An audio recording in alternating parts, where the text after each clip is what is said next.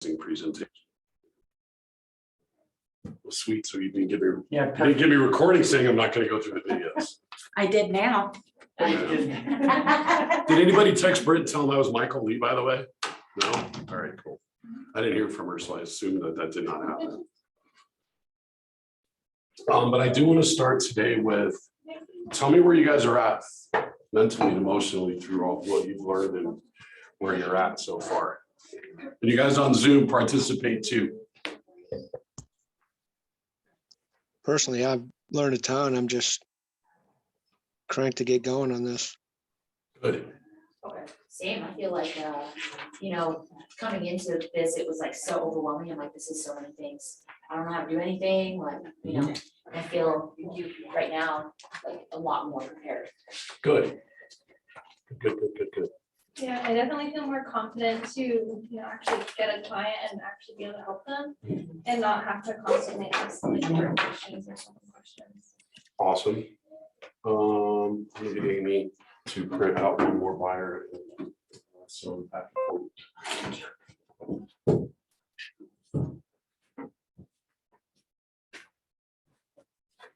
And I've been forgetting to sign in, have us sign in.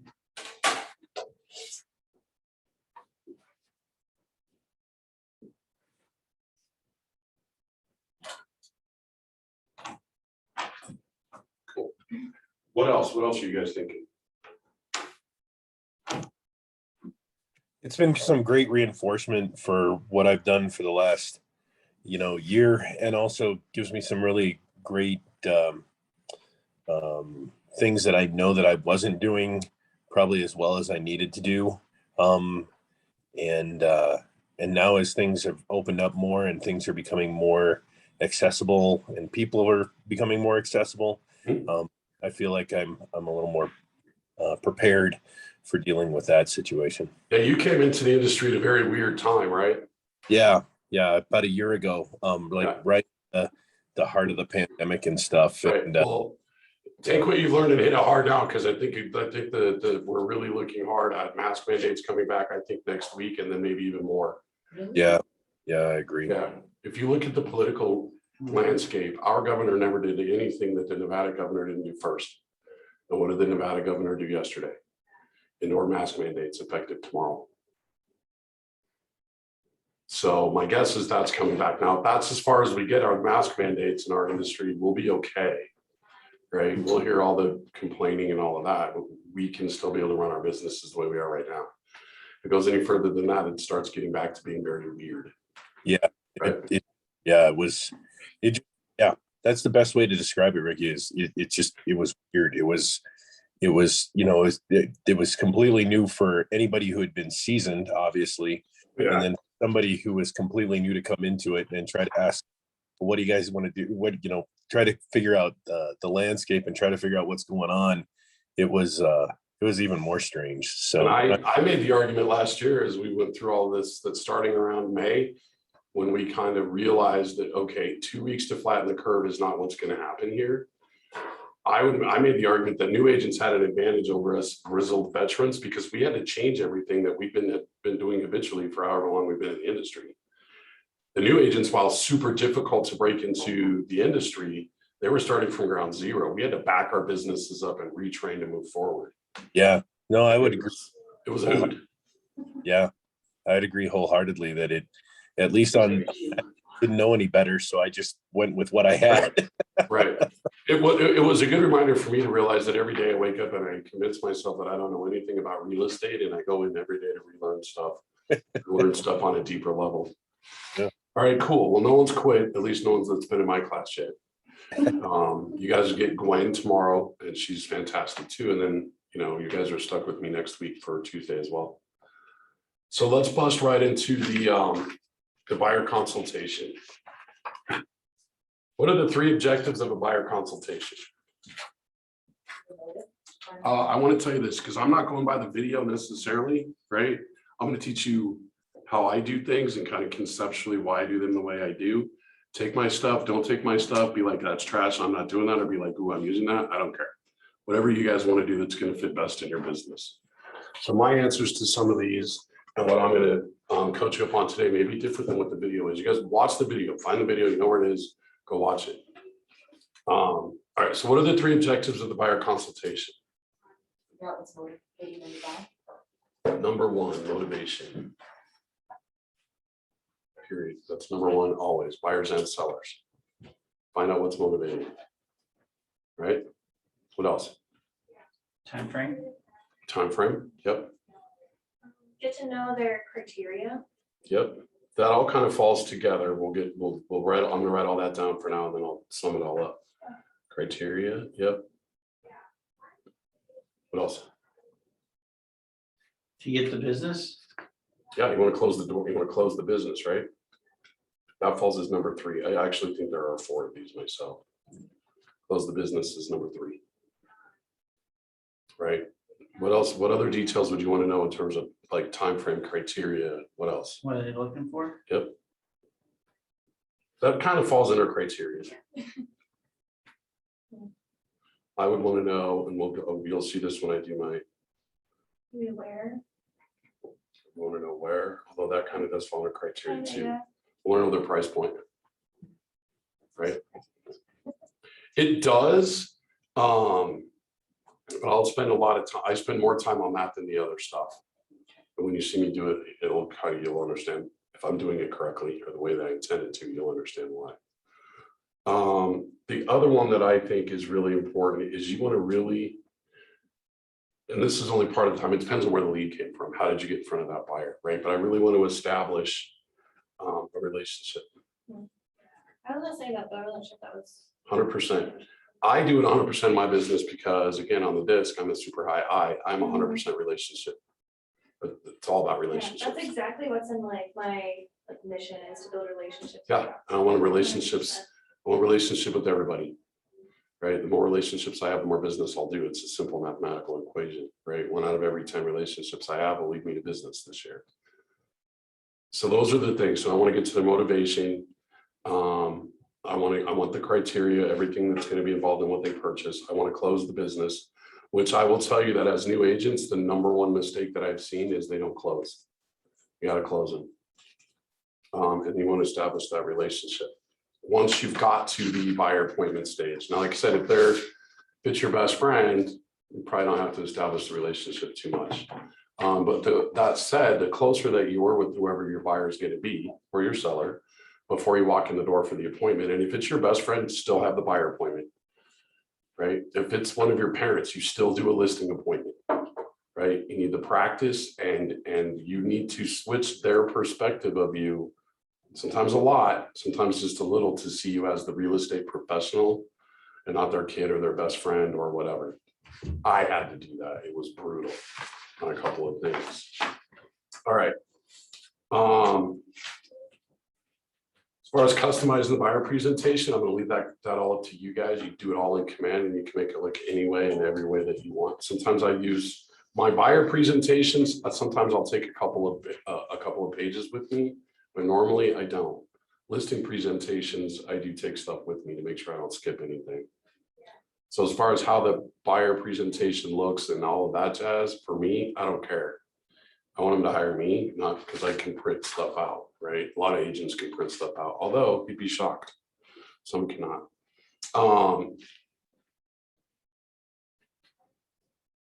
You want to get them to visualize their dream scenario for buying their home, right? Which kind of falls all under the criteria piece, right? But then I want to take that deeper and I want to talk about the transaction itself, right? Because here's the deal. When you go through pre-lending, I mean, it's invasive in your life to get a loan approval anymore. What happened in 2005 through 2009 changed lending laws completely. And it's a good thing. Buyers are ridiculously qualified now. 2007, if you could make the phone call, they gave you a loan. I mean, literally their only qualification was, can you fog a mirror? If you said yes, you got a loan, right? So it's going to be an invasive pre-approval process. If all goes well, if all goes even good, that's going to be the worst part, is the pre-approval process. So I want to talk to them about their perfect scenario as we go through the process of buying a home, not just the home. Right, which is why it's number one on my book. I got to get to motivation, because when things get rough, if they do, I got to get it back to motivation, back to why we're doing this. Right. And I'm going to ask, communication is vastly important, right? One thing with buyers is this: when you're going to go through the pre-approval process, we're going to go through the shopping process, the contract process, the inspection process. We're going to do all of that, and we're going to be talking almost every single day, from the day you get pre-approved to the day we go through inspection. We're going to talk almost every day in this kind of a market, right? And then there's going to be no need for us to talk for like 3 weeks. And so buyers get this: we're really busy, we're really hectic, we're on the phone, we're doing stuff all the time, and then crickets for 3 weeks. Prepare your buyers for that. Let them know. I'll check in with you. That's cool. Generally speaking, once we're through inspection, if you don't hear from me, that's a good thing. I'll stay in communication and I'll keep you updated that, hey, things are going on our end, dealing with HOA documents and title documents and those kinds of things. But if we go 3 or 4 days without talking, that's a good thing, because buyers will freak out. About the third day, when you've been talking to them every day for a month, and about the third day that you guys haven't communicated, they'll lose their minds. So prepare them for that part of the transaction.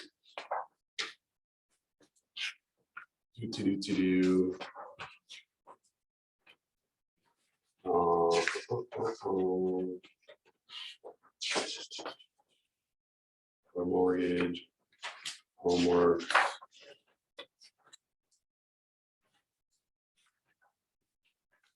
Some information on page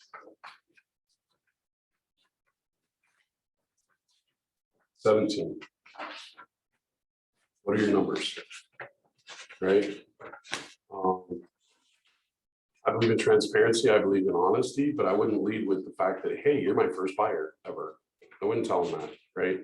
If you've taken Ignite, if you've taken Donna's contracts class, I promise you are decades ahead of every other new agent out there that's not with Keller Williams. Because it will be abundantly clear through the first conversation with a prospective buyer that they're new. If they ask you, tell them, right? But know your numbers, know how many people are in the market center, know roughly how many clients we've closed this year as a market center. You can get with Amy, you can get with Katie, and she can help you get those, but know those numbers, right? I'll go through a bit of a story on that when we get to, when I'm giving you guys my presentation. Hey, Ricky. Yeah. So one of the things that I found to be really beneficial as I went and did this first year, and the way I got my sellers, is I talked a lot about my team and referenced the Keller Williams team, and I never referenced myself as much as I did referencing the Market Center and the Keller Williams team. 100%. We have 115 give or take agents in our Market Center. If you add it up, it's probably close to somewhere between 800 and 1,000 years of experience in this industry. And I know every agent, I don't care what my question is, I know which agent I got to call to get that question answered. What I love about our Market Center is whoever that person is, they'll take the call and they'll answer your question. They just will. There's only like 4, maybe 5 agents that have been in this Market Center longer than me. And honestly, if someone's not willing to take that call and help you out and answer your question, bounce them out of here real quick, because we don't want them in our culture, right? We're a culture of togetherness and no one succeeds alone. If you don't know who to call to answer your question, call me. I'll direct you to who it is. It might be me, might not, but I'll get you in touch with who you need to. And it happens a lot, right? There's stuff I don't know, right? And so yes, that's awesome that you did that, because it is about our Market Center, right?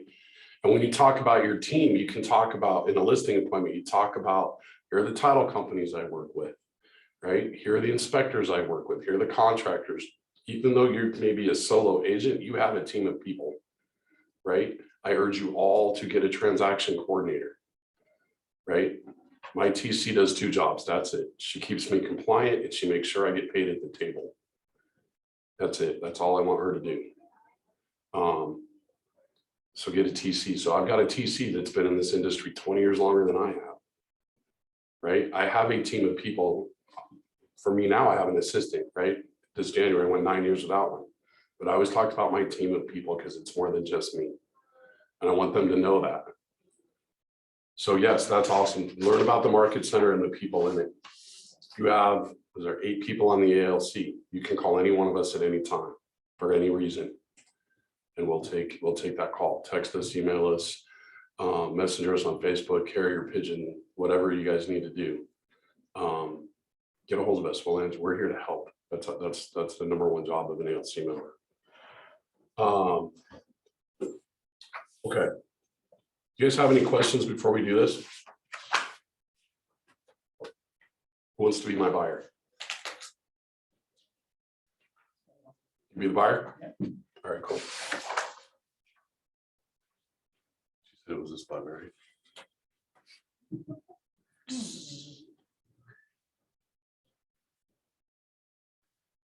You are. Here we go. What's wrong with it? It's like trying to figure out which I want to hit my driver. Okay. Jimmy, if you'll come up here, please.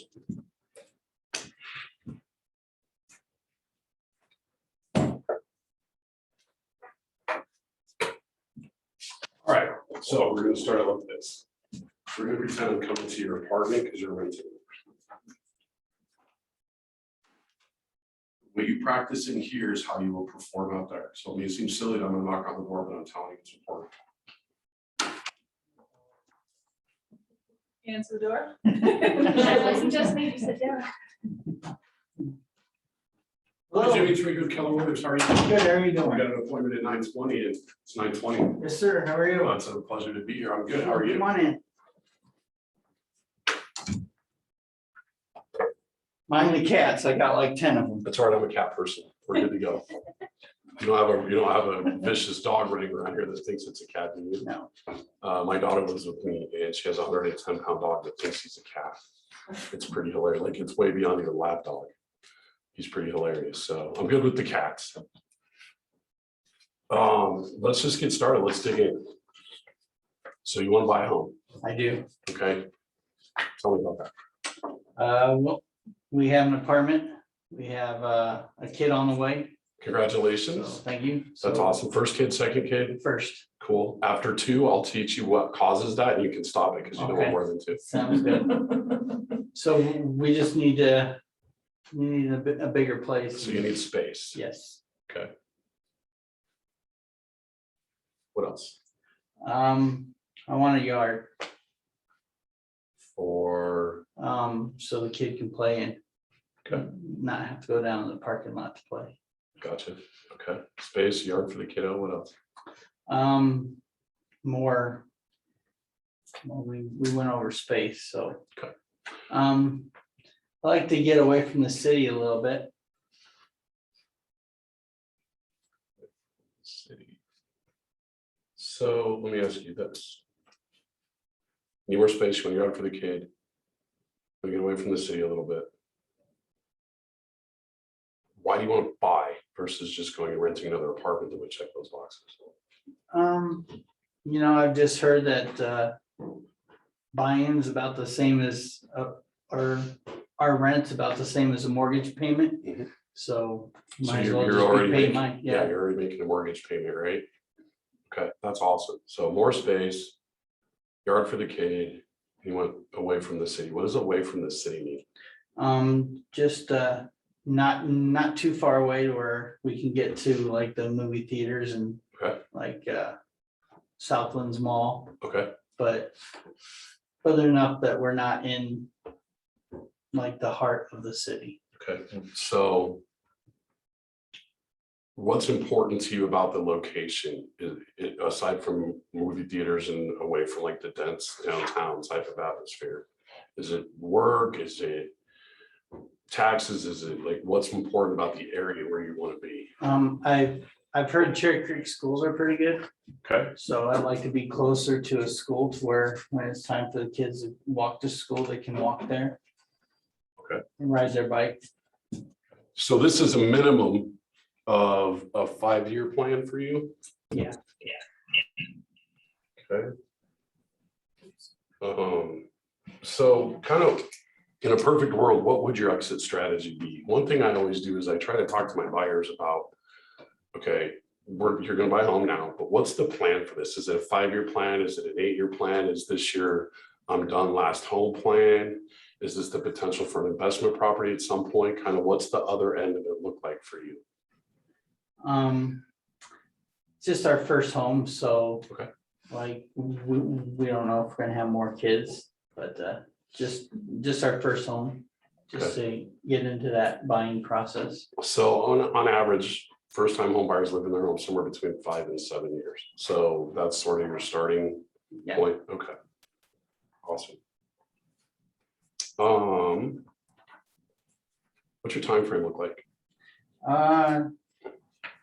You know, the kid's not due for another like 5-6 months, so maybe about 3-4 months. So you do want to be moved Oh, yeah. before the kid gets here. Yes. Mhm. All right, so we want to be done before the kid gets here. I'm sure your wife wants me to put it all off until about a month before she's due, so she doesn't have to do any of the work. Right? It's all on dad, right? Yeah. Because moving sucks. No one's excited to move. They're excited to be somewhere else. They're not excited to move. All right, so worst case scenario, 4 months. Today is July, what, 29th? When's your lease up? It's up in September.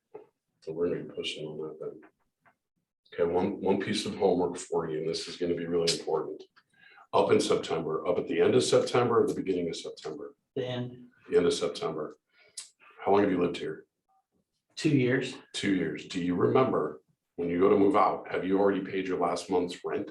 Yes. You have. Yeah. So technically, your last month's rent payment is due August 1st. Is that correct? Mhm. Okay, so what we're gonna try to do is set it up to where we get this done somewhere mid-August, worst case scenario. You won't have a rent payment due in September, nor would you have a mortgage payment. Your first mortgage payment won't be due till October. Right now, if we go a little bit longer, there's a better financial benefit. If we closed after September 1st, say we closed on the 4th or 5th of September, the first mortgage payment's not going to be due till November. Right? Whenever you close on the buy side, your first mortgage payment's not due till the month after that next month. Right? So I always tell my buyers, let's not close on the 30th of the month. Let's try to close on the 2nd of the month. Right? You get that financial break of an extra 30 to 32 days, however that works out, where you don't have that payment. Now you're in a little bit different situation because we got to get this done before a baby shows up. Do we know if it's a boy or a girl? A boy. Congratulations. That's awesome. All the books will tell you how boys, girls are a pain in the butt, right? My life's experience was different. My daughter was like, she came out of the womb as a 20-year-old. My son almost killed me a couple times, almost got me sent to prison. So good luck with that, buddy. Okay, so we've got the time frame down. What are you currently paying in your rent payment? Let's see. What are we in a small apartment? $1,100. Okay. Is that low? That's low. Right now, here it is. It is here, other than you've been in it for 2 years, right? Yeah. So, I'm not asking what the answer is. I'm asking if you know this. Do you know what your credit score is? No. Ish. All right, I would get on Credit Karma and register for an account and just see what it says. Right? I don't need to know that. Have you spoken to a lender yet at all? No. I got a couple of lenders I can recommend for you. Interview them both, spend 10, 15 minutes on the phone with them, pick one that you think is gonna be most comfortable for you and your wife. Is your wife gonna be on the mortgage as well, or Yes. okay, perfect. So both of you interview, I'll get you 2 different names. I usually take flyers for each of my 2 lenders. I know in school and everyone says you should recommend 3, I go with 2. 3 is overwhelming and it keeps the buyers from making the phone call. I go with 2. Right. And honestly, if I have any relationship with this person set up beforehand, I'll have a pretty good idea of which one I want to go with. Whichever one I want to go with, I'll bring a flyer, and the other one I'll bring a business card. I can't tell them which lender to use. But if I say, hey, here's a full page flyer, here's a business card, it's human nature, right? And I want to know for me personally, I got a lender that is in my opinion, she's the best lender I've come across in the 10 years I've been in this industry. She's also not comfortable unless she's going 900 miles an hour with her hair on fire. She can overwhelm people really quickly. My other lender, much more methodical, more smooth, a little bit slower paced, right? So for Jimmy, he's a slower paced, even keel guy, right? I would probably recommend my second one. Just so you guys know, but you always got to have at least two. All right, so step one is going to be getting you with the lender and getting you pre-approved. I'm not going to lie to you, it's painful. It's invasive. I mean, he may call and tell you he needs a tissue sample. I don't even know. It's been a long enough time since I've been through that process myself. They're going to ask for a lot of stuff. So I would tell you, start gathering. You're going to need your last 2 pay stubs for you and your wife. You're going to need your last 60 days of bank statements, and you're going to need your last 2 years of tax returns. I'm assuming you're caught up on tax returns. If not, that's okay. We can still do this. But they're going to need your last 2 years of tax returns. So I would start gathering that information. Or getting started with virtual I bet money you probably Facility, pick that up. our virtual assistant on UVHealth.org, My Health This guy's Connection, got a high and the C, it's UV Health organized, mobile he's app. doing where that is. If I'm meeting with me across the table, I'm telling him that now because it's gonna We'll take need to 2 refill weeks a to prescription, spend the 10 or you minutes. need to leave a message I'm not for your gonna get to it. provider. You can do all of this and Okay, so more that's with cool. My Health You with a Connection. lender, unless you have a preferred lender that you already. Download the UV Health app on your mobile device from Google Play or the Apple App Store, Hey, Troy. or log in at UVHealth.org. Troy, can you mute your phone? Did you know that we have extended telephone hours? We are available to take your call from 7 a.m. to 6 p.m. Monday through Friday.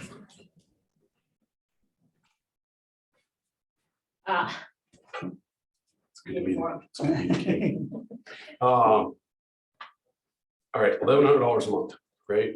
Now, I'm assuming that you understand kind of based on the criteria that what we've covered, it's gonna be really tough for me to hit that $1,100 a month number for you. Oh, I can go way above that. What's way above?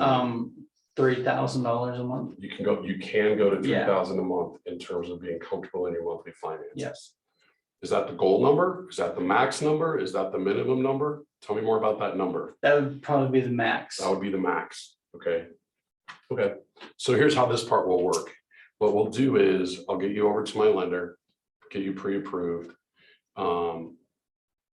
He's gonna ask you a ton of financial questions that I could sit here and ask, but my business runs a little different than a lot of other brokers and realtors. I do the real estate. My lane is real estate. His lane is lending. We do not cross because I don't know about lending. He doesn't know about real estate, right? So we work together in unison, yet he does his job and I do mine. So all those financial questions, I'm not asking, and I don't even want to know. I don't want to know what your credit score is. I don't want to know what your income is. That's all for him. So what happens is I turn you over to him, depending on how long it takes you to get all that documentation to him. From the time I turn you over to him, if you get it to him pretty quickly, within 3 days, we're going to have a number, right? I'm going to say, okay, 3,000 is the max. At $3,000 a month, how much, what kind of a loan is that going to be for you? How much buying power do you have, right? Which is going to be based on your income debt ratios, credit scores, what your financial package looks like, right? So he'll send you back to me and we'll have a number in mind. We'll have the absolute maximum purchase price possible at $3,000 a month. Then you and I and your wife are going to sit down again and have a conversation about, okay, this is what we can get, what we want to get, right? If you tell me 3,000 is the max, the last thing on the planet I want to do is put you in a home that's going to financially stress you. You're about to have a kid. You're already married. You have enough stress, right? So maybe we talk and we say, you know what, our goal really now, Ricky, is $2,750 a month. And at $2,750, it's this much of a loan. Now we we'll go shopping. Does that make sense? That will be the process. Then what we're going to do is we're going to find you the right home. We're going to go shopping. We're going to find you the right home. We're going to get you under contract.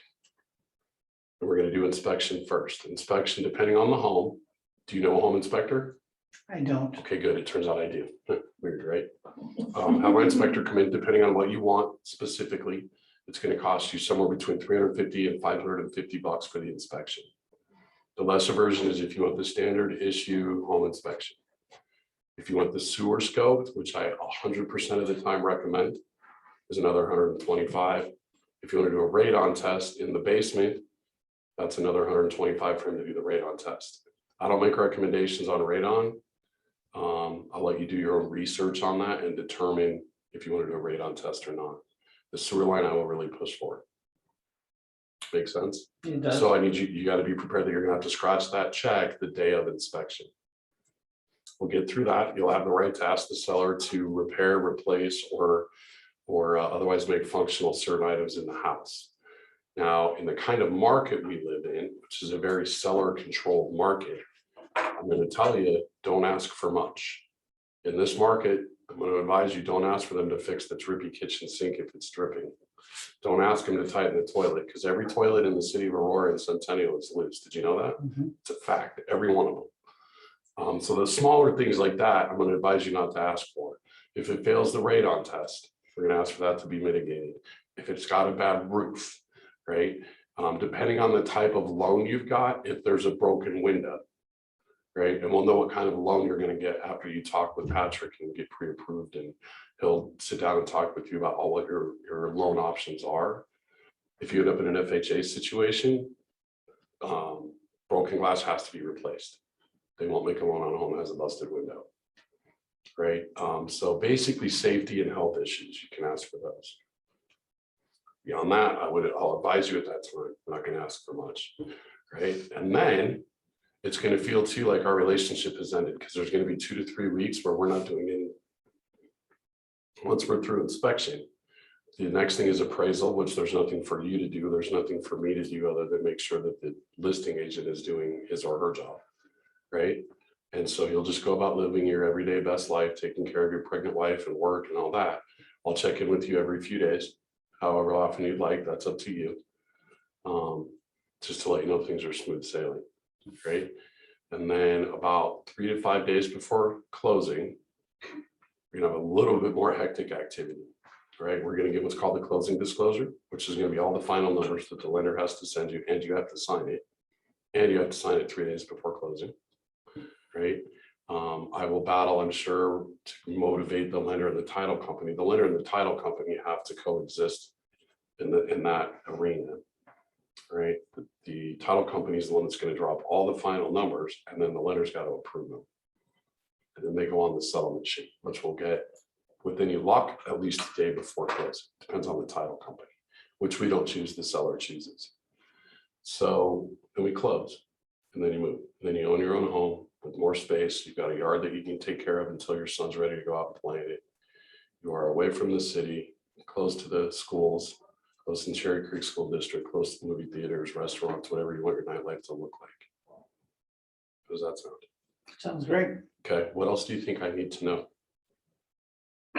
Nothing. Nothing. So one of the things that I do as a realtor is when you hire me to help you buy your house, my goal is not to help you buy a house. My goal is to get you in Southeast Aurora into Cherry Creek schools in a home that you're comfortably affording with a yard. That's my intention. But your intention is to take the next step in taking care of your family. That's now my goal with you, along with you. So we're going to work hand in hand, side by side, all that way.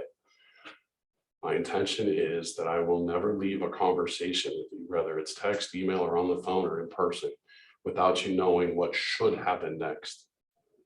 I can do 100 real estate transactions, and the process will change a little bit in all 100 of them. So I'll always leave you with what should happen next, what you can at least expect to happen next. And my goal is to coach you and educate you through this process so that you are 100% up to date on what's going on and what should happen next. What's your preferred communication method? Probably text message. Text? Okay. So I'm just going to apologize now for typos and grammar errors. That happens. So I will always leave you with what's going to happen next, what should happen next, right? We never want to move on to we don't want to move on to step 4 until we've hit step 3 and have it completed, right? I usually have a printout of the entire process, step by step, that I've written with me in my buyer consultation too. Like I said, that's about it for me. What are you thinking? I'm ready to go. Ready to go? Yeah. You seem super excited. I know. I have a question. So, Yep. now you said that you don't necessarily, like, you're like, oh, I'm just in real estate. I don't know, like lending, I don't know all those numbers and stuff like that. But you also talk about the monthly payment. So now, when you're going to different neighborhoods, don't you feel like you should, or do you ever like help them by showing them, okay, now this one, it may be this amount per month, or this Yep. amount, but like, if you notice like the taxes are twice as much as the other place and the HOA is. So here's what will happen. When they go through the pre-approval process, I'm gonna talk with the lender when they're done, and they're gonna say you're pre-approved for $500,000. I'm gonna ask them, okay, at $500,000, what's their payment? They're gonna give me an answer. And I'm gonna say, all right, you have estimated taxes, and you have estimated homeowners insurance, and you have estimated HOA costs. What are those estimated numbers? And I will have those that says, okay, he's approved at 500,000, his payments, simple math, I don't know what the math would actually is, $3,000 a month, of which we prepared for $3,000 a year in taxes, $180 a month in homeowners insurance, and $220 in HOAs. So at 500,000, I'll have that breakdown, and I will do that part of the breakdown. I will say, listen, when we got your payment estimated at $3,000 a month, that was with taxes of $3,000 a year. This home, the taxes are $300 a month, not $180. So keep in mind that $3,000 a month on this home, the price just went up $120. Okay, that's what I was. So yes, I Okay. do, but I won't touch any other math. I don't touch interest rates. I don't touch Right, anything like that. I'm just saying, you know, like, Mhm. because obviously that might make a big difference of what they Sure. can afford. or what And that every monthly lender that number I've ever is. met will severely overestimate taxes, homeowners insurance, and HOA, always, because what they don't want is to figure it out on basic numbers, and then you fall in love with the house, but suddenly your payment went from 3,000 to 3,280. They don't want that. They want you to fall in love with the house, and they run the numbers, and it's really 2,865. So they will overestimate everything, and they're really good. Every lender is really good at that I've ever come across. So yeah, I'll answer their math questions on that. And I'll have that with me every time we go showing. I like though that you do tell them that the lender does their job, I do my job, because the buyer will come to you a lot with questions. And a lot, yep, they will, right? And my answer to that is, I don't know. That's a lender question. Let's get the lender on the phone. Or let's send them a text or whatever, right? I don't know. So we were all taught growing up that the three most important words in real estate are location, location, location, right? I'm a firm believer the three best words in real estate are I don't know. Because I don't. Why would I make stuff up, right? I don't know about, like I have no idea, like in a buyer consultation and they say, okay, $3,000 a month is my comfortable payment. How much do you think I can borrow for that? I have literally no idea. Right? I have none. And I've already switched his perspective on purchase price. Right? Because now it's not about 500 or 510 or 515, $525,000 purchase price. Now it's about hitting the $3,000 a month. Like I sort of alluded to the other day, if you have the audacity to need a home loan, what's really important about that? It's the payment usually, right? So you sit down at a home that's listed at 500,000, and I call the listing agent and I say, hey, what's up? What's the activity? What are the sellers looking for? I know money is everything. And he says, seller's super open and super cool about stuff. I've got an offer for 520. Now I go to you and I say, are you willing to go to 525? If we stay at that $3,000 or less a month, are you comfortable at 525?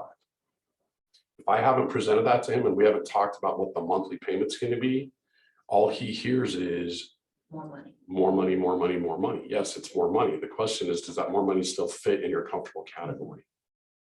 Right? Is the home worth 525 to you? Right? That's another thing that I think a lot of people miss in our industry. They think, what's the value of the home? And my theory is, it's an interesting thing. The seller picks the list price, right? With heavy influence typically from the listing agent. But who truly determines the value of a home? The buyer.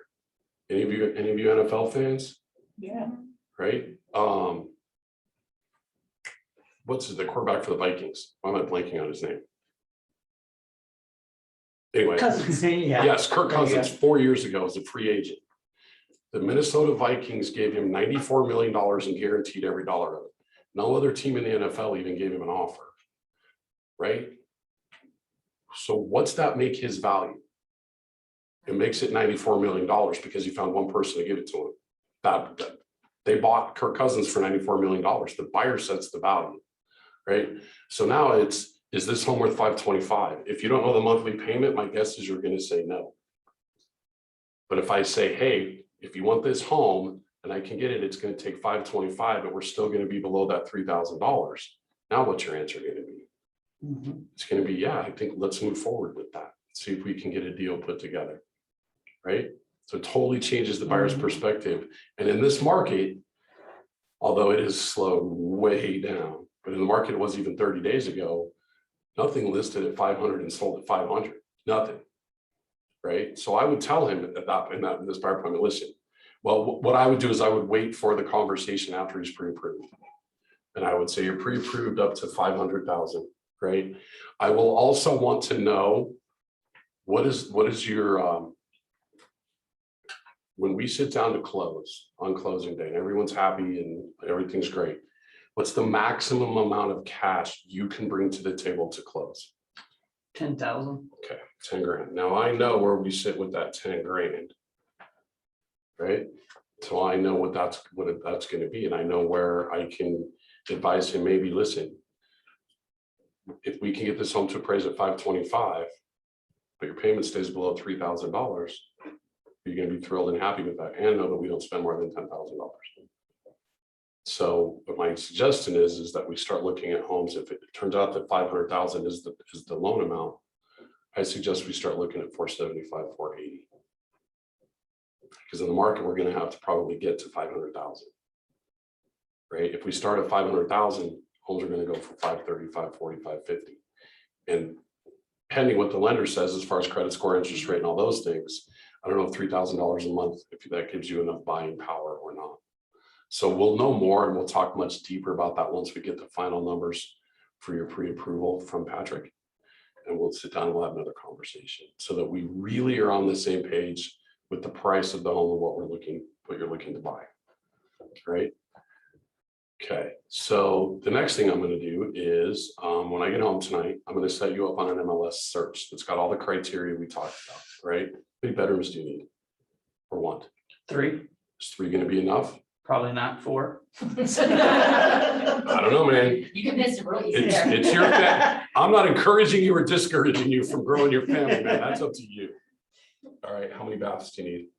2.5 at least, 2.5 at least. Okay. and a full basement. You want a full basement? Do you want that basement to be finished? Yes. Okay. In a perfect world, this is important that I phrase it this way. In a perfect world, what's the floor plan? Ranch 2-story, tri-level, 3-story. Do you care? I don't really care. Okay, so you don't care on the floor plan. That's really important because he doesn't care on the floor plan, so my job just got easier, right? But if he says to me, no, it has to be a ranch, I better make sure that my MLS search is set up that way. And that's where agents, you will hear this all the time. My agent didn't listen to me. I didn't even want a 2-story, and that's all he showed me. Right? You are going to hear it. It's mind numbing and it's crazy to me. I do not understand not listening when I have this job. It's my number one job, I think, is to listen and make sure that we're on the same page. All right, so what I'll do is I'll set up an MLS search. I'll give you 24 hours because you're going to reach out to the lender and all that. And then I'm going to double check with you that the search criteria that I have matches what you want. Make sure that I checked the correct boxes and unchecked the correct boxes. Make sure that everything on our search is to what you want. That way, when it comes time to go showing homes, here's the other part of that. After all of that, and you get those homes, they're going to get delivered to you via email the moment they hit the market. You and your wife are both going to get an email that says, hey, another property hit the market. From there, you're going to choose which homes we go see. I'm not going to pick them for you. I don't want the accountability or the responsibility. You're going to tell me which ones you want to go see, and then we're going to set up showings and go. When we walk in, every door that we walk in, one of two things: either A, we know it's 100% what you're looking for in the price range you're looking for, or you and your wife have had the opportunity to be like, well, And we really want that fourth bedroom, but we're gonna go look at this one anyway, even though we know it's only 3. So then it's up to you if you wanted, for the purposes of seeing 1 or 2 homes, change that criteria a little bit. Right? Because you'll hear this, my agent didn't show me anything in my price point. Like, I've heard that, it's mind boggling to me, like how. I understand that before the technology age, like there was a book like this big of every listing, and when the agents went through the book to pick what they were gonna go show their clients. But you tell me you don't care what the floor plan is, great, you're gonna get everything. And you know what's gonna happen? More than likely, after I do the initial search, he's gonna call me and he's gonna say, so I was looking at all these homes, thank you, my wife and I decided we do not want a 2-story, we don't want that many stairs. Perfect, I'll go and make sure that my search does not include 2 stories anymore, right? If they say ranch, if you say, no, we really want a ranch, I'm gonna say on a scale of 1 to 10, how important is it that you have a ranch? Because ranches are gonna be, they're difficult to find these days. And I want you to be aware that we may have to open up certain options in order to get this done in the time frame before your son gets here. Right, so I'm gonna want to know, and most of the time they're gonna be like, like 5. So he went from, no, we want a ranch to, okay, we're a 5. But we're gonna look for ranches and be aware that we may not be able to find one. So he said he wanted 4 bedrooms. Yeah, Would you do the search 3+ bedrooms just to have that option there? I will, I would set the search up, and I'm gonna tell you this, so you said 4 bedrooms, right? I'm gonna set the search up for 3 or more bedrooms for this reason. There are a lot of listings in the MLS that are legally 3 bedrooms. In the state of Colorado, to be a legal bedroom, you have to have a window, a door, and a closet. There are a lot of spaces available that have non-conforming bedrooms. But technically in the MLS, if I'm listing a home that's 3 bedrooms and I have another room that has a door and a window but does not have a closet, I can't list it as a 4 bedroom. I have to list it as a 3 bedroom, and then in the comment section put there's a non-conforming room. I want to make sure we don't miss those. Right? And we'll know, we should know, not always, the listing agents get lazy sometimes. I get lazy sometimes on the list side too. We should know before we would go see one of those 3 bedrooms with a non-conforming bedroom, which of those items it's missing. More often than not, it's missing a closet. If it's in a basement, it may not have a non-conforming, or it may not have an egress window. Right? So is that all right with you if I said those 3+, that way we don't miss anything that's got that non-conforming room? It's a great question. I have another one too. Sure. So if let's say this scenario again, Mhm. and he wants to be in Southeast Aurora Mhm.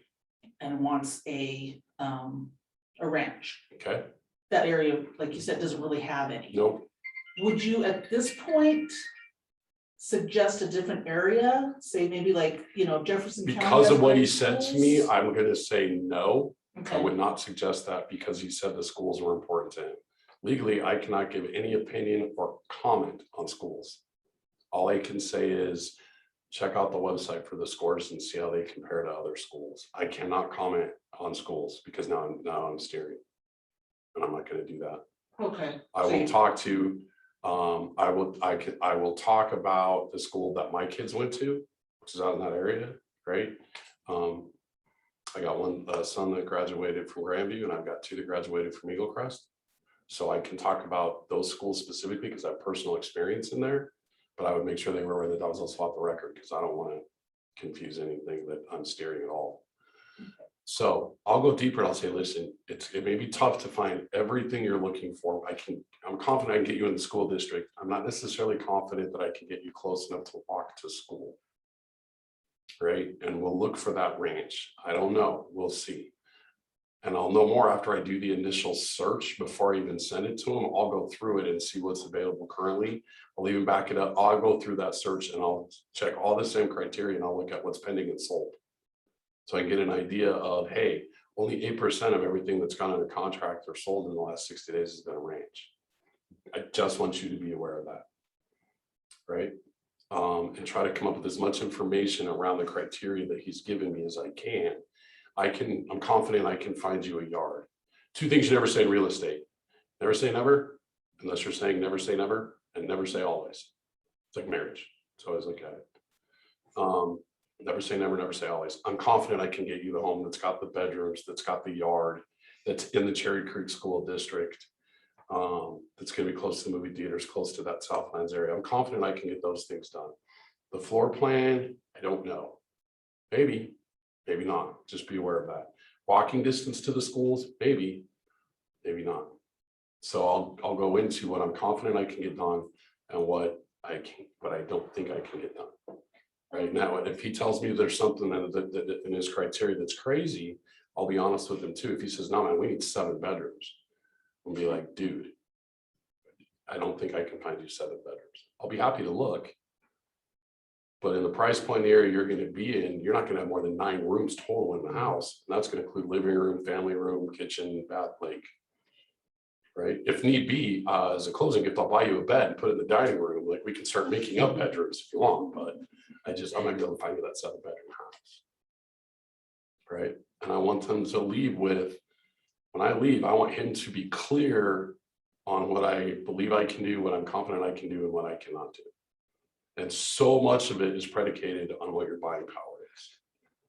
So that's really the next step, is getting him in touch with a lender. Right?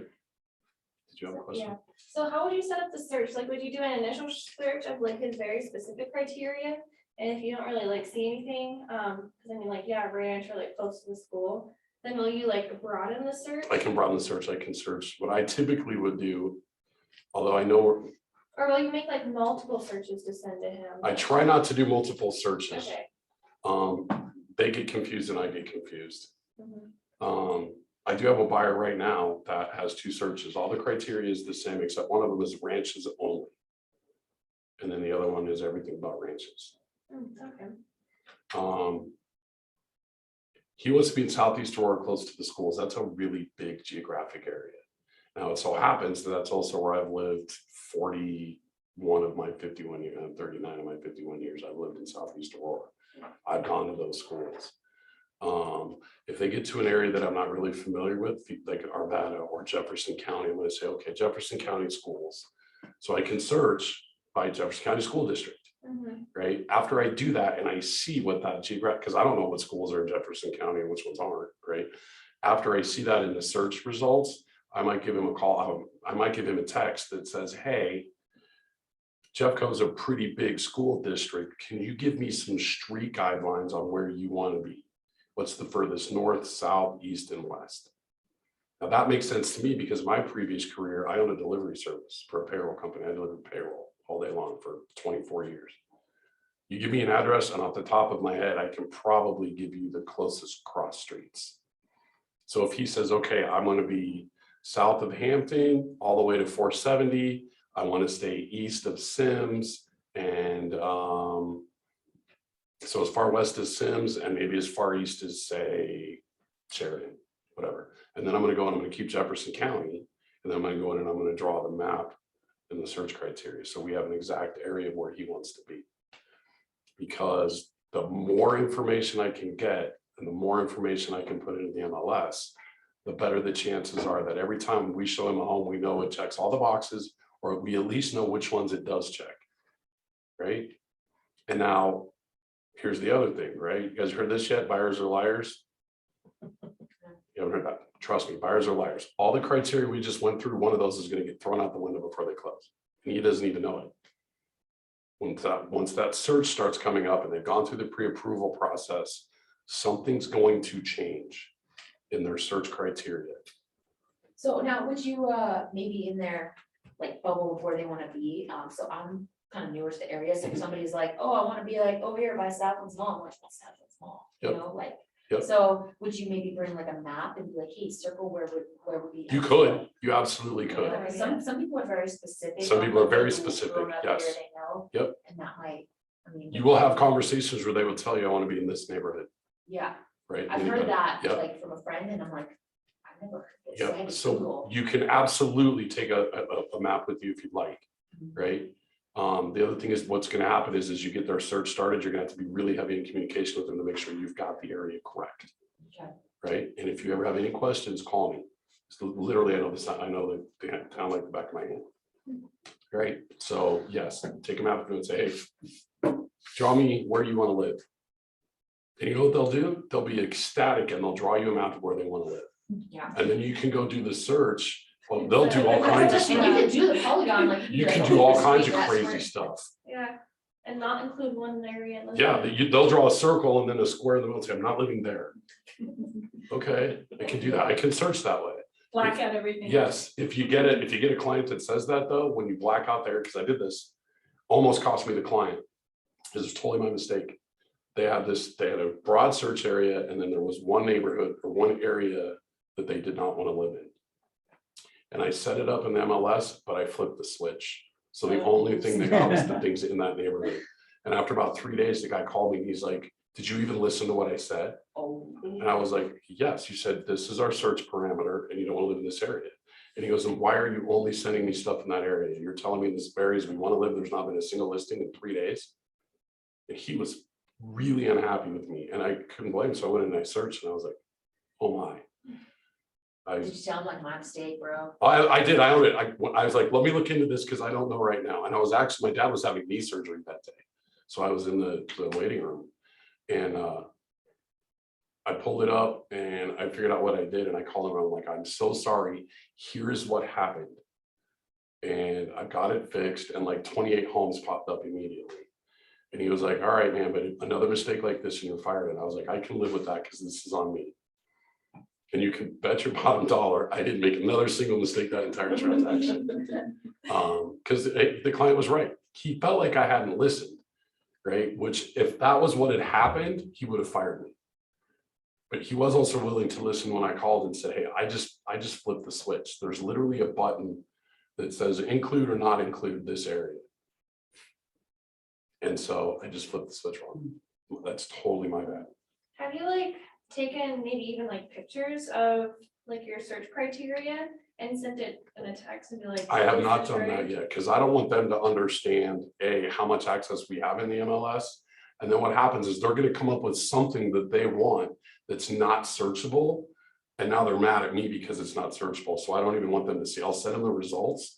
And then later that day or the next day, I would text them and I would say, hey, do the results of the homes fit the criteria we chatted about? Did I add anything or did I miss anything? I want to make sure this is right. And it does two things. It establishes that you are listening. And humans are like, we'll make mistakes, right? They're listening. And most of the time, there will be one change that they want to make. You know what? I talked to my wife and she said, what we're looking for, she demands it has to be 4 bedrooms. So now I know I got to go and change my search criteria to 4 or more bedrooms, right? Or whatever it might be, right? Or, hey, well, you know what? I saw what you sent me and I forgot to tell you the other day, we really want a 3-car garage. Okay, I'm going to add it and we'll see what happens, right? Things like that. So that's where buyers and liars come from. So it will establish that I was listening to him and we've communicated through this. The second thing it does is I know when we walk in a home, it checks the boxes. So I will go out and show them homes. After I've watched them look at 2 homes, from there, I will know 3 feet in the front door if it's the home they're going to write an offer on or not. Right? I've seen plenty of 3+ bedroom, 2.5 bath homes that feature Cherry Creek schools with a yard. I've seen a few of those, right? So when I go into a showing, I mean, I'm looking at the home for sure, but more importantly, I'm watching my buyers, right? If they start measuring if their couch fits, start writing, right? If they start picturing all of their stuff in the kitchen, start writing. Now, do you mentally try to prepare them to be like, hey, well, you know, I mean, don't get too crazy attached because, 100% of the time. you know, Which also why, and you'll come across this, well, I'm thinking about buying and I found a home I really like, will you show it to me? Nope. I am not practicing real estate. I'm not driving around. Drivers' homes don't get seen. I don't take buyers out until they're pre-approved. Because I did it one time and the worst scenario happened. I tried to talk her out of it and she basically demanded I take her. She basically leveraged our friendship on it. So I took her, she wasn't pre-approved yet. I took her to see it and sure as hell, it was the best home she'd ever seen in her whole life. And by the time she got pre-approved, that home was gone. That was about 4 years ago. Yeah, so that's why I never take a buyer out unless they're pre-approved. You will break their heart and it's your fault. Just so you know, in their minds, it's your fault. You screwed up. You're like, so just as a hard, fast rule, no, I'm not taking a buyer out. The phrase used to be, I'm not putting a buyer in my car. These days, you don't put buyers in your car anyway, right? I won't show a home unless they're pre-approved. It's just, I just refuse. With the showings, do you usually like drive there separately, or do you sometimes like go together if you're like looking? If we're gonna look at more than one, right, we'll meet at the first one. The way I do, it, we'll meet at the first one and then we'll just train around to wherever we gotta go. Okay, I So don't, is that like a rule that they don't ride with you?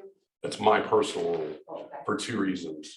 One, it will always make you late, one way or the other. And two, for anybody that's seen my office, 10 times that, and that's my car. It looks like a real What if estate, it's like someone you know, and then you're like, you know, maybe, but it would have to be like, there are only like maybe 4 people that I've ever met in my life that I would still put in the car right now.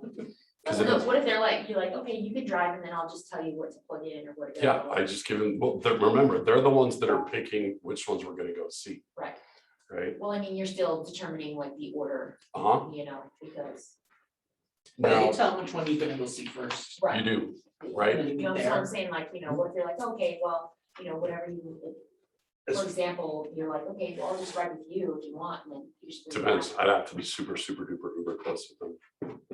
So as a general rule, no.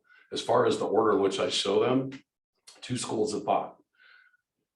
You can show them geographically, like we're gonna start north and work our way south, or east and west, or I'm gonna go through them. If I've shown them before, and I really have a heartfelt knowledge of what they're looking for, you can show them in the order of worst one to best one. Right, because if that's the case, by the time you get to the best one, they're gonna love it, because you've already taken them out once, you just show them 2 others, then you show them the one, and they're gonna love it, right? So there's that school of thought.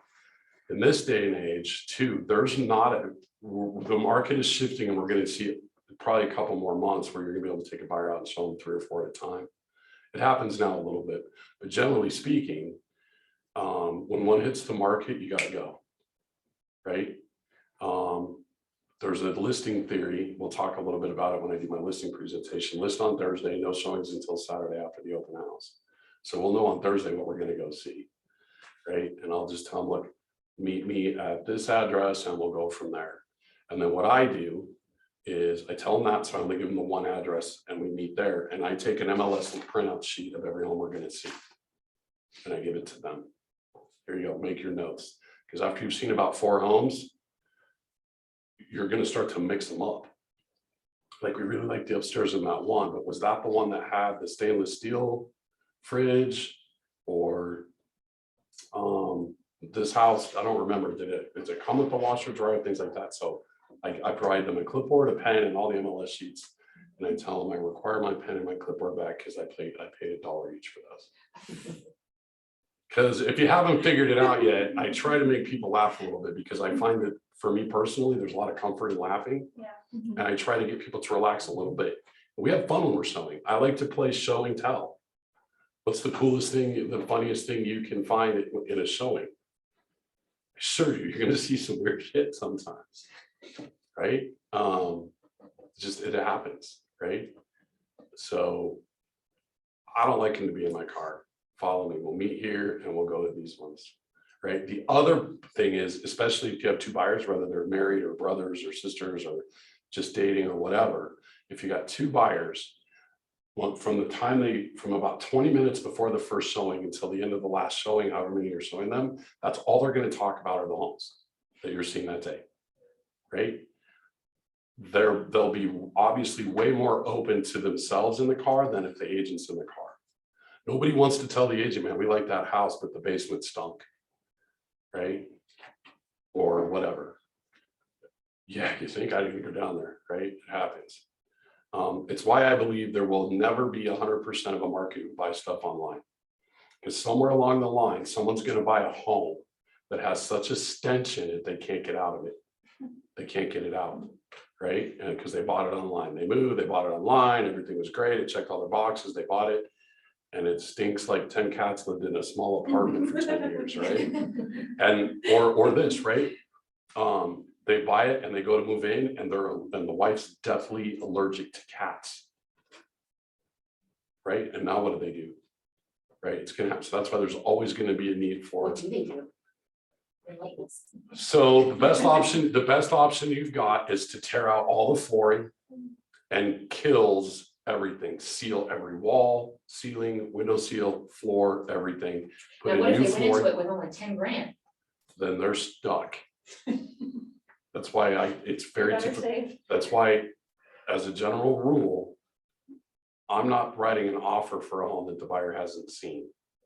On rare occasion, I'll consider it if at least I've been in there so that I can assure them it doesn't stink.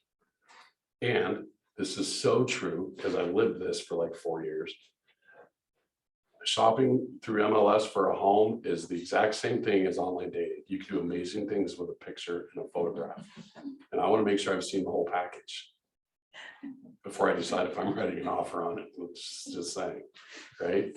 Because you can have the best home in the world and the pictures are fantastic and you go into it and there's a 3-inch crack in the foundation.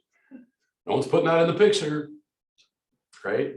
So I won't write an offer. Really big on the pictures too. Yeah, absolutely. Really big. So to that point, when we'll get to this in the listing presentation, one of my biggest pet peeves in real estate, even in the market we're in, every listing I've taken, where it's put a sign in the yard, drive back to the office and start collecting offers. Professional photography, always. Always, always, always. Don't do the phone thing. Don't do 3 pictures. It's literally through Virtuance, it's $140, $149 for 25 photos, professionally shot. Virtuance. That's what I would tell you. That's where I would tell my new agents to start as far as their photography goes. And you have them pay for it, right? Or It's up to you. I do not. I incur that. Now, what about what about your transaction manager? Do you make them cover the cost? I of do it? not. No? I would Cover that? say in the industry, it's probably, I'd say 70-30, 70% cover it themselves, 30% pass that cost on to the buyer or the seller. I just choose not to. Standard is you take, even as a buyer's agent, right? Generally speaking, I'm going to get 2.8%. You're going to get 2.8% commission, right? It has to say in the MLS what it is, and you'll see a ton of 2.5s these days, right? And twos and ones. You will see ones from builders. yeah. Yeah. Yeah, but you know what's gonna happen when the market shifts and they're begging for buyers? Guess what my commission is then? 1.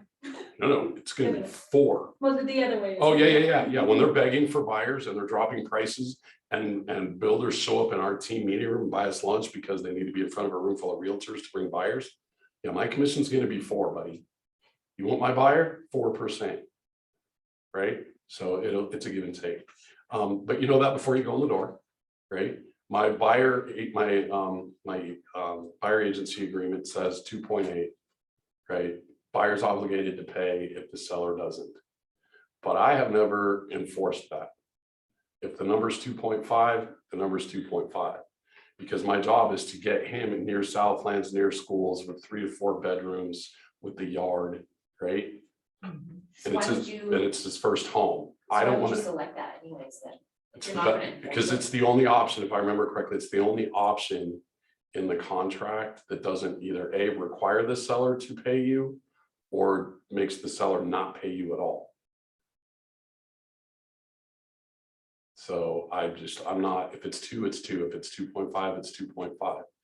When we get back to a buyer controlled market, buyer's commissions will go to 3. They were 3 when I started and they just fluctuate. This guy's buying a new home, his wife's pregnant, he's got to move. Do I really want to call him on a $500,000 house and argue over 0.3%? I don't. There's no argument to be made. It's in the contract. By the contract, he has to pay me that 0.3%. I've never enforced it. Yeah, you never get a referral. Nope, Never get repeat business from Never. that guy. never, ever, ever, ever, ever. Yeah, because I mean, if you're like, I'm gonna require you to pay this extra amount, and they were going into this thinking that, they're gonna have to. Well, Yeah. if it's listed and then, you're making an offer on it, you see that it's listed, so why wouldn't you just say, that the seller pays it? You can, if Yeah. you want to try that in a buyer heavy or in a seller heavy market, though, it's not going to work. The seller's gonna look at two identical offers, except for this one says I gotta pay 2.8. No, I'm taking the 2.5. Right? The seller's not gonna mess with paying you that either. And I don't, my goal, which I'm still working on this, so I forgot to put this in because I haven't practiced it enough. I'm gonna close with this. I'm gonna say, it sounds like you guys are ready to hire me as an agent. Is that correct? Perfect. I'm gonna get you all of the documents that I need you to sign. I'll get to you in the next 24 hours. I'm taking you at your word that you're hiring me. And I'll start the search, get you in touch with the lender, all that. By this time tomorrow, I will have sent you all of the documents that you need to sign. If you want me to be on a Zoom call or a phone call or come back in person and go over all of it, I'm happy to do that. But I'm not going to browbeat you because I'm fairly certain you can read, right? And then before you sign anything, I want to make sure I've answered all questions. Does that work for you? Yes. Perfect. One of those documents is going to be a very simple document called the promise. And it's going to tell you that my goal on a scale of 1 to 10, on a customer service scale of 1 to 10, my goal is to be an 11 for you. When that happens, I want your promise and your word that you're going to refer me at least one person, either a buyer or a seller. We're going to both sign that. So in theory, we're contractually obligated, but not really contractually obligated. It's not like I'm going to not help you if you don't, right? But that's going to be our intention. Would you sign that document? Yes. Perfect. What that does is now they're going to sign it, albeit electronically. There's just something that goes on by human nature that now they feel like, okay, I have to do this. I put my name on it. This guy's customer service has been fantastic. I want to help out his business. He's promising me a referral, which is great. The other thing it does is now it gives me permission throughout the transaction when the time is right to ask him, hey, where are we on that referral, right? Like, we got you under contract, negotiated all that out, found you the home you love, and we're through inspection. All is great. The next step is appraisal. And where are you on that referral that you promised? Right? He doesn't have to provide it, but he's going to feel obligated to. If I've hit that 11 on a scale of 1 to 10, and he contractually agreed to it, he's going to find me another client. There's a guy in Idaho, I think he's in Coeur d'Alene, Idaho. He's doing about 180 transactions a year, and that is his sole lead generation. He's the one that wrote it's called The Promise. And that's his entire lead generation. And I have just gotten to the point where I'm working that into my buyer presentation and my listing presentation. Right? And it's soft, right? Now, my last seller, she was like, Ricky, we've been friends for years. I refer everybody to you. That's fair. I get it, right? And she's going through a divorce and becoming a single parent again and all that stuff. I don't want it. So I didn't bring that up to her. So it has to be transaction appropriate, right? Because here's what happens. Now this guy, whose wife is 3 months pregnant, is getting excited to move. He's super trepid about it, right? Like, what's the lender going to say? Super nervous. When we get through pre-approval and we get out, we start looking at homes, he's going to be super excited. And in his brain, the first thing he thinks about when he gets up in the morning, and the last thing he thinks about when he goes to bed is real estate. When he hears anybody in his sphere, anybody that he knows talk about real estate, he's going to hear that now. That he wouldn't have heard before because he wasn't involved in doing any real estate. And that's why I can ask, hey, would you promise me that if I hit that 11 on a scale of 1 to 10, that you'll find me one referral? And he said yes, and he'll sign that document and Do he you will. give them anything, like if they send you something? Sure, absolutely. I reward everybody who even refers me a name. If they refer me a name, depending on who the person is, I buy them a beer, I'll get them a Starbucks gift card, something small, just that says, hey, you know what? Thank you so much for thinking of me. Now, if that led to, say it was like their, a family member or close friend, and then they ended up closing, and, would you give them something, like another gift or something? Absolutely. Just know that you can't deduct it on your taxes. No. Right, because they're down to, I think the number is $25 per transaction that we can write off as a closing gift. Something along those lines, get a CPA. To that point, as new agents, do a couple of things, please. Set up an actual business, right? Whether you go S Corp or LLC, I don't care myself. I just switched to I was an S Corp for 9 years. I just switched over to LLC. No, I was an LLC. I switched over to S Corp because I have an employee now. Get that set up. And if I could tell you one piece of advice that is the most important piece of advice to new agents, it's pay your taxes. I didn't for 4 years. When all was said and done, I owe the government $51,000. I have an installment plan with them that I started in March of 2020. It was $500 a month for the first year, and now it's $700 a month until my taxes are paid off. Do not be me. I tell you that so you That's know, pretty good for do 4 not years. be me. That's pretty low for 4 years. When you are a real estate agent, you will be shocked at what you can write off. Oh, okay. And I did have Like car two, expenses too, right? all car expenses, cell phones, almost all my food, you know, things like that. You can write off a ton mileage and all of that. If you got a great CPA, they will help you do that. If you don't have a great CPA, let me know. I can give you 3 names. But do that and pay your taxes. I cannot urge that enough. It sucks. I started a new relationship in July of 2019, and I had to tell her I'm in the process of getting my taxes taken care of, and it looks like I'm going to owe them somewhere between $60,000 and $65,000. That was a very rough conversation to have. It was embarrassing. It's embarrassing sitting here telling you that, but I want you to learn from me. Make your own mistakes. Don't make mine. They've been done before. Do not end up owing the government $51,000. I learned this. If you owe the IRS over $50,000, they will put a lien on you. If it's under $50,000 and you put a payment plan in place, they will not lien you. So I bought a house, and I started my payment in March, and we closed on a house in March with a it turns out at the time $44,000 lien or $44,000 debt to the IRS. Please don't do that. Get really good at your buyer presentations and your listing presentations and blow your business up and do however much in gross commission income you want every year. You get to set what you want. It's the only industry I know where you can sit down in October for your business plan for next year, because your business plan for 2022 should be done by the end of October. Right? When you sit down, you say, I want to make this much money, you can make that much money. It's the only industry I know that you can do that you get to control how much money you make. When you make that money, pay your taxes. So you pay your taxes, I mean, because I haven't talked to really anybody about Mhm. this. Do you pay it like at the beginning of the year, like in the chunk, or? You can set it up any way that you want to set it up. Okay, Currently, I'm about 60-40 owner draw, pay myself payroll. So that at least at the end of the year, I will have paid a majority of my taxes that are due for this year.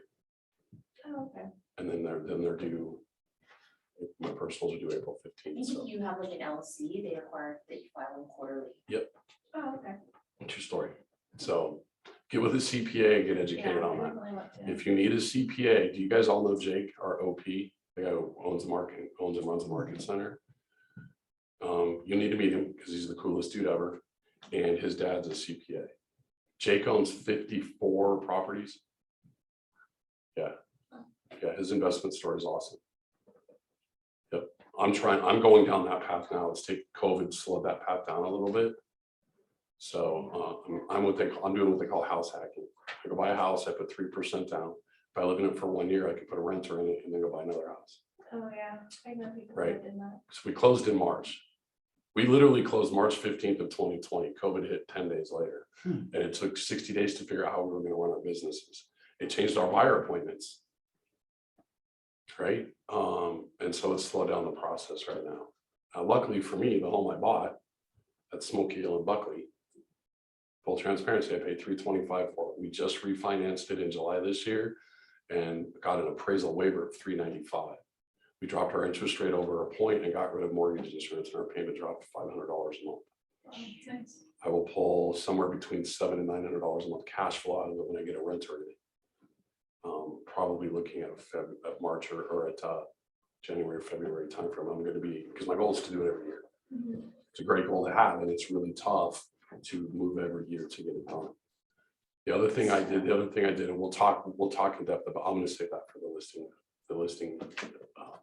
So do you just like keep super minimalistic stuff? Because I mean, moving my house every year would be the worst ever. Like, I moved my try to house be a this year and minimalist. I'm It not doesn't always moving. work. My daughter and son-in-law live in the basement. They have their own apartment paying $2,200 a month in rent. I moved them into the basement told me pay half the mortgage. So they're saving, now they're saving $1,500 a month. or what they were renting, and I was like, it doesn't make sense not to do this. I love my son-in-law, we coexist very well. They have the damn dog that thinks it's a cat, which is irritating, but not everything's gonna be perfect. But for half the rent, or for half the mortgage payment, I'll live with the dog. Yeah, I kind of hacked rent in college because my boyfriend and I were comfortable enough to move in together. Mhm. And he was kind of like a fugitive living in my room, so he split the rent for that Mhm. room. Yep, all right. Even though he shouldn't have been in there. Do you guys have any more questions on the buyer presentation? My buyer presentations generally last about 30 minutes. Unless I run into a high eye and then I gotta worry about that. You guys are both high eyes. Yeah, if we are, that listing presentation, we'll go 10 hours. I have no problems with that, and neither with that person. Oh my right? gosh. Yeah, I've had customers at Home Depot who are like, had eyes, and I like end up talking to them for like an Yeah. hour. Yep, 100%. Yep, if I run into you at Home Depot, I'm gonna talk to you till you get fired or walk away. Right, because it's just what I'm That's gonna what do. the store closes. The only other thing that will come up is, they may ask me about my business, how long have I been doing this, what my numbers are and all that. I have to know those numbers in case I'm asked. But I've taken all that out of my natural buyer's presentation because I want to come at them when I have that buyer presentation. When I sat down here, I already know in my mind, he's my client. My numbers aren't going to make that difference to him. Depending on where the lead came from, right? Buyer presentation, it can be fluid too. Depends on where the lead came from, right? And how you show up and how you do the presentation. But generally, I leave the Keller Williams stuff out of it. If we need to go into it, did you know Keller Williams is the Triple Crown owner? We have sold the most units, the most gross sales volume, and have the most agents in the entire world. I have 115 agents in my market center that will assist me at the drop of a hat. I have my transaction coordinator, I have my assistant, and I have every contractor that we may need. I've got a solid team behind me. And when you hire me, you're hiring all of us. Does that sound good? Press hard, third copy is yours. The young ones don't understand that. No. We used to actually have to sign contracts with a pen in People person. press hard. That's why press hard, third copy is yours. Any Any other buyer questions? Anyone on Zoom have buyer questions? Cool. Let's take 10 and then we'll go through the listing. Troy can't answer because you muted him. Yeah, he can. He can. Sorry about that, guys. No worries, man. I'm just gonna assume that was you were setting a listing appointment. Oh, I see. He had a little hand on his Yeah. name. Troy, do you have questions? No, I'm good. Thanks, guys. All right. Yep. Might be a little late coming back. I have to talk to Amy. Oh, boy. Okay.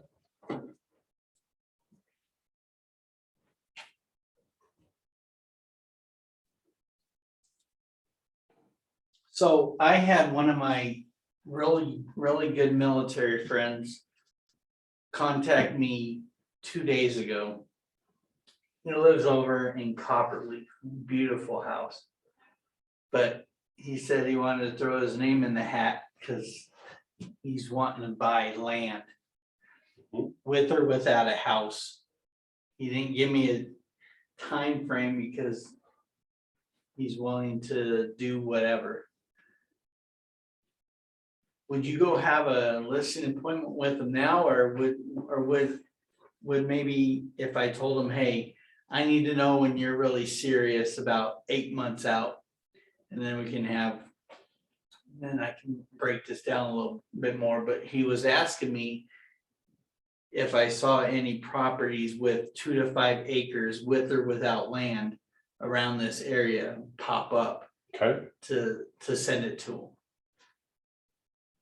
Would you go have an appointment with them I now? absolutely would go have an appointment with them now. Just, 100%. okay, just in case within like 2 months I find something or he finds something that we already have that in place. But even with that, because he was even saying it's even a year or two out. Would you have him sign that contract? Yep, it's on it for 3 years. You get to pick the dates. Okay, Absolutely. all right.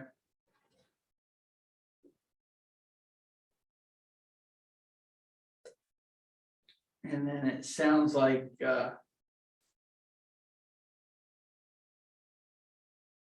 you probably don't know because you weren't in here, but Michael had me call a FISBO. Mhm. Well, that FISBO turned into, I already sold the property in Aurora. I live in Golden. That was my second house because I lived because I worked in Aurora. He got a new job in Golden, so he sold that house in Aurora. I ended up turning him into a possible investment property, which he loves the idea of. He already has tenants in his son and best friend. But he wanted to wait till Friday, which is tomorrow, to close.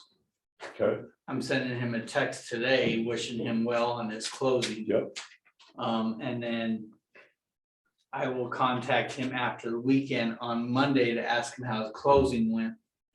And just see if he wants to move forward with looking for a property to buy. sweet. All right. Awesome. I have a friend right now, and she wants to sell her paired home, and she just got married and buy, she wanted to build, but I think that's one thing I guess I should have asked is like, what do you not say to scare them? Because I think that whenever I started mentioning like the cost of the build, like the new builds, she's like, oh, that's a lot. Oh, that's a lot. Because you talked about sales price, right? Yeah, Get her with the lender, get her pre-approved, so you know what her buying power is, and talk about her monthly payment. yeah, that's what I told her, that she needs to figure out where she wants to be. You only care about what your house is worth 3 times: the day you buy it, the day you sell it, and if you refi it in between. Beyond that, I don't care what the value of my house is. I care what my monthly payment is and can I afford it. How long does it usually take to get somebody pre-approved? If you got a good lender, 3 to 5 hours. Okay, If they've got all, from the time they get all the documents, all the pay stubs and the 60 days bank account and then tax. and 3 taxes. to 5 hours, that seems like you're wrong too. You can, sometimes they can do, sometimes they can If they're go, like, good. Yep. Like they got good credit, they make money, like all that stuff they see on the documents, it's like almost instant. yeah, now, I would also make sure that you understand the difference between pre-approval And and pre-qualified. pre-qual. Yeah. I forget who went over that. Big Yeah, I've difference, heard man. that. Pre-qualification that means on they've my run it requirement. through their desktop underwriter. And basically what it says is pre-qualification means if everything the buyer has told me is true, we can have blown in this much money. Pre-approval means we've looked at, we verified employment, we've pulled their tax returns. Everything's good to go. They've been through underwrite deeper than just desktop underwriting. And they're pre-approved. Okay, Make sure you know it's the difference, because Mhm. nothing so worse than pre-qual. pre-qualified is not as good as. It's not as good as pre-approved. Pre-qual, again, pre-qual says if what the buyer says is true, we're good. So like some Pre-approval of means we the, verify that some what of they the said is listings true. I've seen that they've required one or the other, You should never send an offer. You guys are gonna work, I think, might be tomorrow. I'm not sure with Gwen on make and receive offers. Mm. Never send an offer without the pre-approval letter. When I started way back in the day, all of 9, 10 years ago, we used to have to send a copy of the earnest money check. And then everyone realized this is stupid. Like there's no need to show a picture of the check. All that proves is that the buyer has a checkbook. That at one time they wrote a check that says Well, $5,000. so, right, before that, you had to deliver them in person. And like write the offer, deliver it in person with the earnest money check. And then if your offer was accepted, they already had the earnest money. If the offer was not, they just destroyed the check. They had to go get the earnest money check back. I wish I was teaching make and receive offers, because I do some really cool stuff with some of my offers sometimes. That would be cool to know. Of the earnest money, But does that really do anything? yes, It does? it does. What I want is my contract. I want my contract to visually look different than everyone else's. So if they're asking $6,000 in earnest money, I'm gonna urge my buyer, if I know I'm in a multiple offer setting, let's double it to 12. You're spending the same amount of money regardless when it comes time for cash to close. You're gonna spend the same amount of money. Let's show them how serious you are up front, and let's give them 12,000 in earnest monies. I've seen that some of the listings, they're requiring now, like, because I guess of the market, they're like, oh, like anywhere between $10,000 to $30,000 in earnest money, I haven't seen one that's got that's got a bracket. Oh, not a bracket, just like, Yeah. like 10 is like average, Yep. you know. and Generally some of them are speaking, like 30. I tell my sellers, as a general rule, 1% of the sale price, Yeah, give or take a little. well, bit. even that, you know, I mean, it's not like we're looking at, what was that, 3 million or 3, I don't even know. 3 million, yeah, it would be 30,000. Yep. So it's not like we're looking at that, it's just that they're out that Yep. asking. But yeah, on a $500,000 house, my buyer can, we're going to $10,000, $12,000, $14,000 in earnest money. Because I want it to look different. I'm gonna do funky things with title insurance, the title insurance, section 8. Do some weird stuff in there because I want it to look different. Because I want the seller to have to ask their agent about it. Why is this one different here? Why is this one different there? I want them talking about my client's So offer. do they specifically look at the offer? By law, we're supposed to present it to them, every offer. I can't guarantee they're gonna look at it, but generally speaking, the agents and sellers do all of the same types of behaviors. The first thing that we look at when we receive an offer is the bottom line price. Right. The second thing I look at is it FHA or conventional? I don't care. I'm an agent, like I'm fine with FHA. Right? FHA does not mean they're less powerful or they're less of a buyer than someone who's conventional. It just means their financial picture is a little bit different. Could be credit score, could be income to debt ratio. There's still proof for the loan, otherwise it would have written the offer.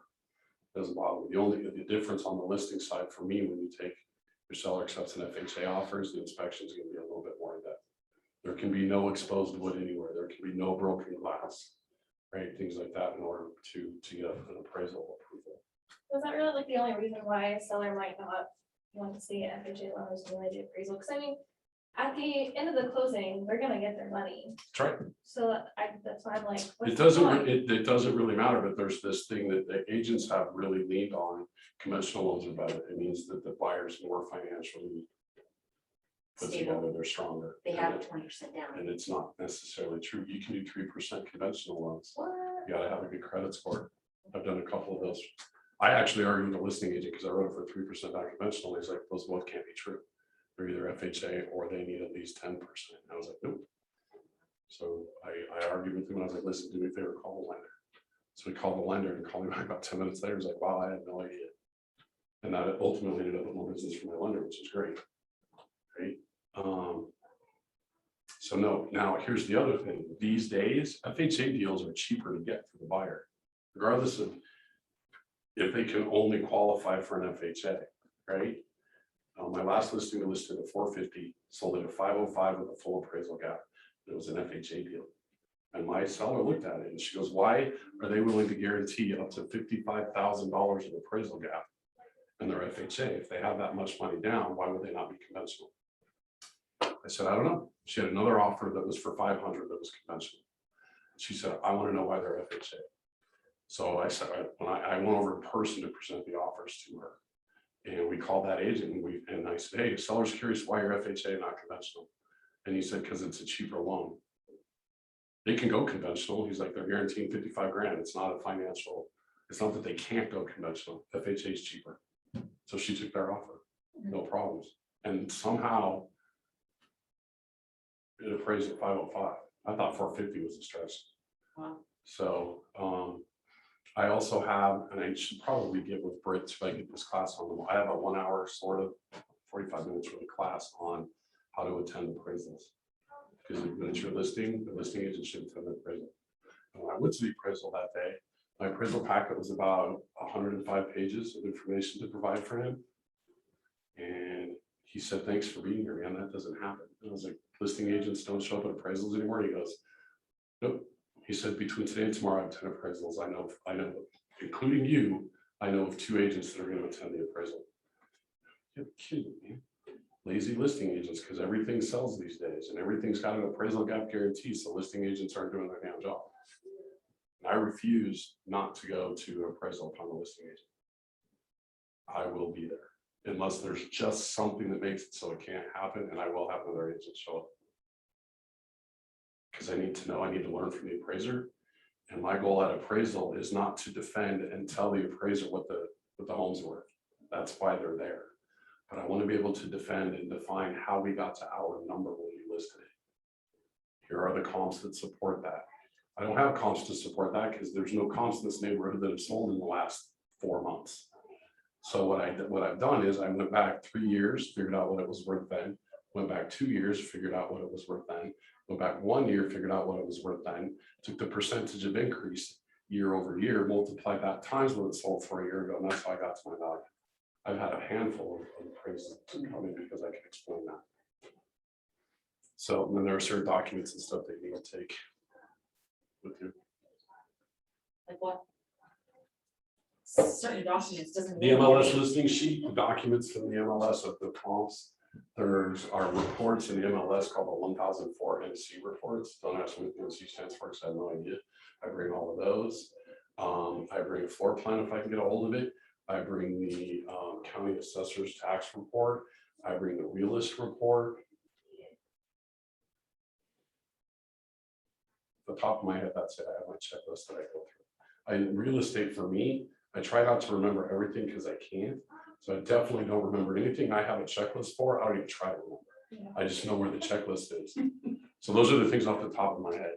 I bring the, it's page 3. If you actually print out an offer, a full 22 pages, page 3 has the bottom line number that they offer.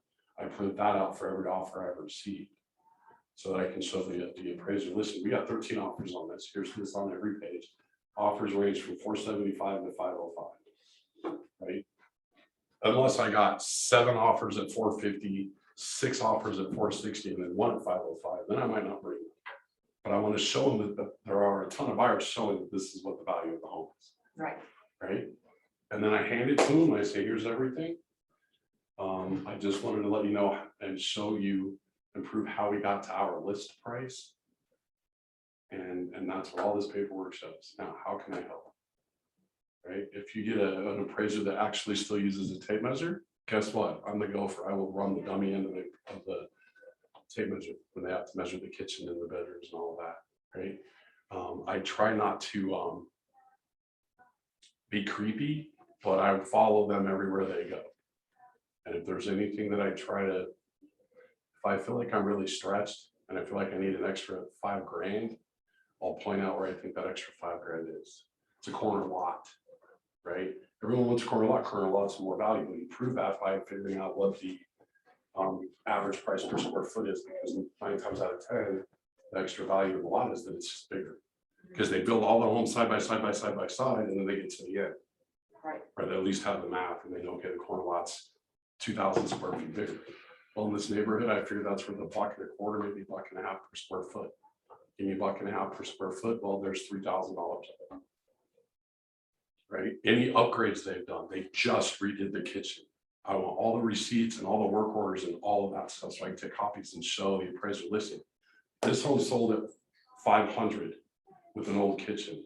We got 515, and here's the proof of the value of the kitchen. It's right there. I got an appraiser once to my brother's house, and we got under contract about $39,000 over what I felt it was really worth. This was in beginning of 2018, so the market wasn't stupid. You're like, oh gosh. I'm like, I don't know, man. We'll see. And I got the appraiser to give me, my brother 2 years before had spent $16,000 on brand new windows for the entire house. Now, appraisers will tell you windows are zero value. You go throw a rock through it, right? Doesn't matter. What they did have is a lifetime warranty that was transferable one time. So the people that bought this house got that lifetime warranty. Because of that, the appraiser gave me an extra $8,000 and we hit the number. Wow. So you can be creative sometimes on how to prove the value of the home. These days, it gets easy because there's so many appraisal gaps, right? When I got 505,000, they guaranteed whatever the appraisal was, they were going to bring the difference in cash to the table to close. So I could have done nothing. I could have just said, yeah, go to the appraisal. The buyer had already agreed to pay the difference. But integrity in the way I do my bit, I could do it.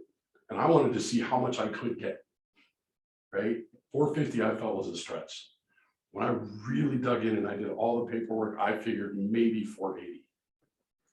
And a week later, the buyer's agent called me and said, we appraised that value, no conditions. And I was like, I'm sorry, do you have the right number?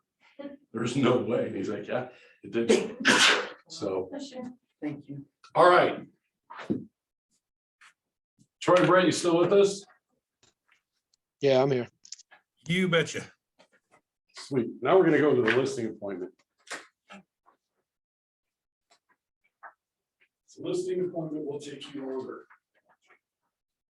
How much longer is up to the seller? So we'll do the same thing we do with buyers. We'll run through the packet real quick and then somebody gets to be my seller. Let's see what's in here that's important, Great question. right? I don't know, some of it, all of it, who knows? Okay, page 4, NAR profile of buyers and sellers. 2019. Well, see, here's the thing, we can't use 2020 numbers because they're so screwed up. Yeah. There's no way to know, right? So we're still using 2020 numbers. Plus, by the time that when this was written in February, we probably didn't have 2020 Yeah. numbers anyway. I can tell that the colors, those really show, shine through. Yep, Hey, Ricky, yes, you mentioned that you use you're not using 2020 numbers. When I was working with my last client, I went back to 2018 and 2019 numbers. Yep. Do you think that's a good ploy? as far as applying value, Yeah. To no, go I would use, just- I would try to go back 30 days and then 60 Okay. and then 90. What I Okay. was talking about was like this, so this page is on the profile and where Oh, okay. sellers I found gotcha. their agents. I got you. Right. Okay. Yep. So Thanks. referred by a friend, neighbor, relative, used the agent previously. The NAR numbers will tell you that approximately, it changes just a little bit every year, but around 87% of buyers say they would have used the same agent to sell their house. But only about 17% do. Right? So as agents, we're missing 71% of opportunities. Do you know why that didn't happen? Because the agent didn't stay in touch with them. They helped them buy the house, they bought them a closing gift, whatever, and then they split. Real estate is a contact sport. The more contacts you have, the more you win, the more deals you get. So when I first started, there's a guy named Brian Buffini who has a whole program on lead generation. And I wasn't with Keller yet, so I took Brian Buffini with the team I was on. And he told the story of a lady that she helped these people buy a house. And she sent them a recipe card every month to stay in touch. She never called them, she never talked to them. 6 years later, they call her. She sees them in their phone and she's like, it's been a while. I don't remember exactly how long. I'll bet you they want to sell their house. Woo! So they called, they caught up. She answered it, they chatted, they caught up. And then the client says this, she said, listen, we just moved and I wanted to give you our new address so you could keep sending the recipe. That's screwed up. So when you put someone on a follow-up program, previous clients, you have to talk to them once a quarter, 4 times a year. You should talk to them on the phone. Stay in touch with in conversation with them so that you don't get called for right. That hurts. Yes. I'd be like, you're getting a shit sandwich. In March this year, I had a pseudo appointment with a friend and his wife. And I talked to them and they said they wanted to sell probably, this was like in November last year, they wanted to sell within a year. All right, so I stayed in touch with them, never asked them about it. I saw the guy once a week, this is my bowling league, because that's where 90% of my business comes from. And in March, I fire open Facebook and there they are standing in front of the brand new house. $1.2 million in real estate between buy and sell. Because it didn't dawn on me, I would think when buyers and sellers tell you it's gonna be 6 months, 9 months, 10 months, I didn't cut it in half. So, and as it turns out, they had left me a voicemail that I missed in January too. Oh, Yeah. So it was a $450,000 sale and a $700,000 buy. So it was, $40,000 mistake, something like that. You don't do that. All right, so anyway, where buyers and sellers generally found their agent. There's the chart. It's so hard to tell what part. That's what I was talking about earlier. What I'm gonna assume is that like the order that it's listed on in text is the biggest percentages, I would assume. What sellers want is interesting, right? Because I think all sellers want this, all of it, really. Help sell the home in a specific time frame, help price the home competitively, help fix up the home and sell it for more, help find a buyer or other. You know what, I'm gonna see if I can get Amy to print that page in color.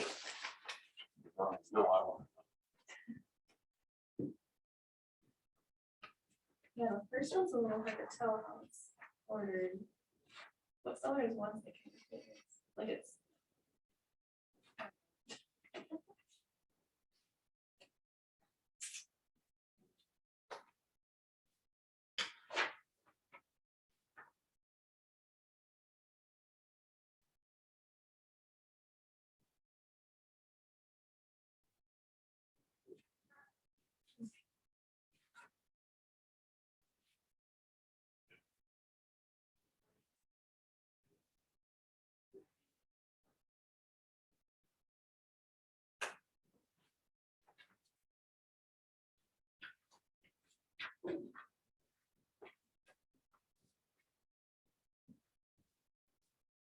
Amy's working on that, so that will actually all make sense.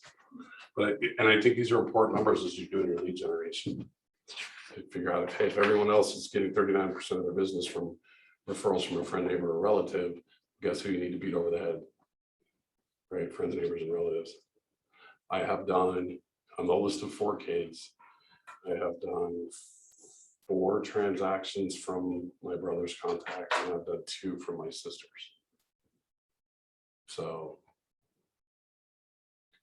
what you have to do though is you have to remember to call and ask, right? So about every 60 days or so, I'll bring up a conversation with my brother. Hey man, who have you heard that's going to sell? He's not out there looking for me, business for me, but I got to remind him, hey, even though I'm your older brother, I do real estate as well. So you have to call and remind them too. So even your parents, relatives, best friends, all those people, you still have to stay in touch with them consistently. I stay in touch with them electronically as well on my drip campaigns and such. Thank you, Amy, so much. Of course.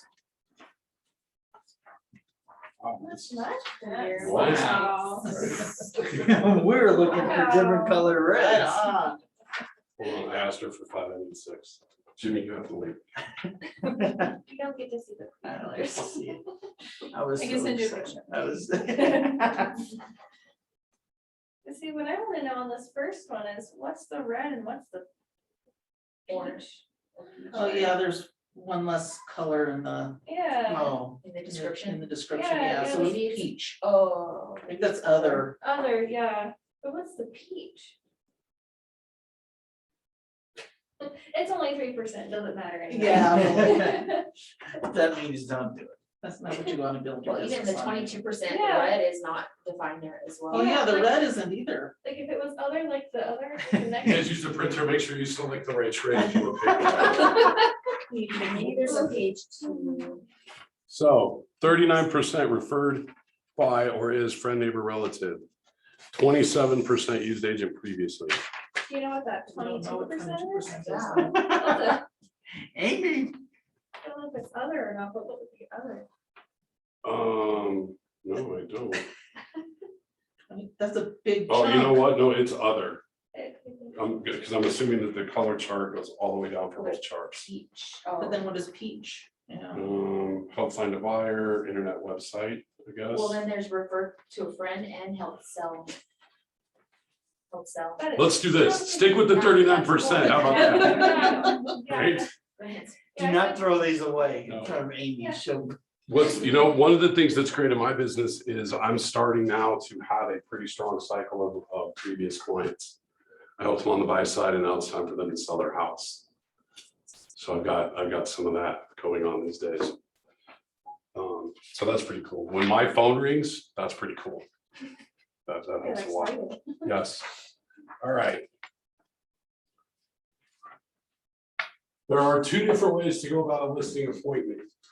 You can do it as a 1 appointment setting, or you can do it as 2.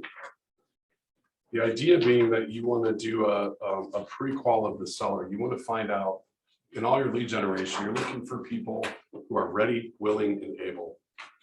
Right? Everybody on the planet, I'm convinced, has 2 of those.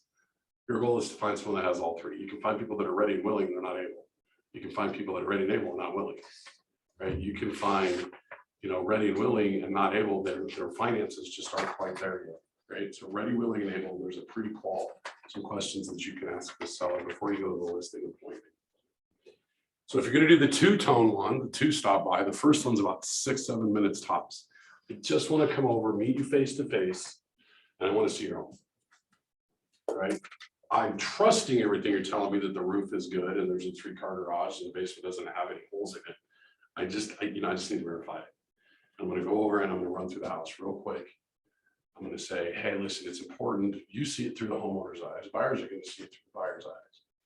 I'm trained and my job is to see it through the buyer's eyes.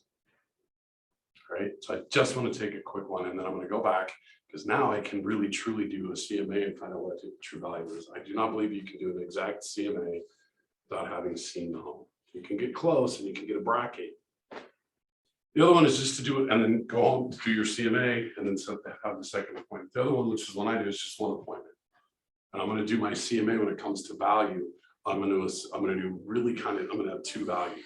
I'm going to have the value if this place is trash, and I'm going to have a value if it's the best home in the neighborhood.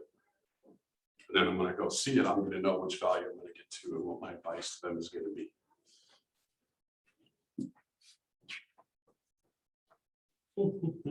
Wow, pre-listing scripts.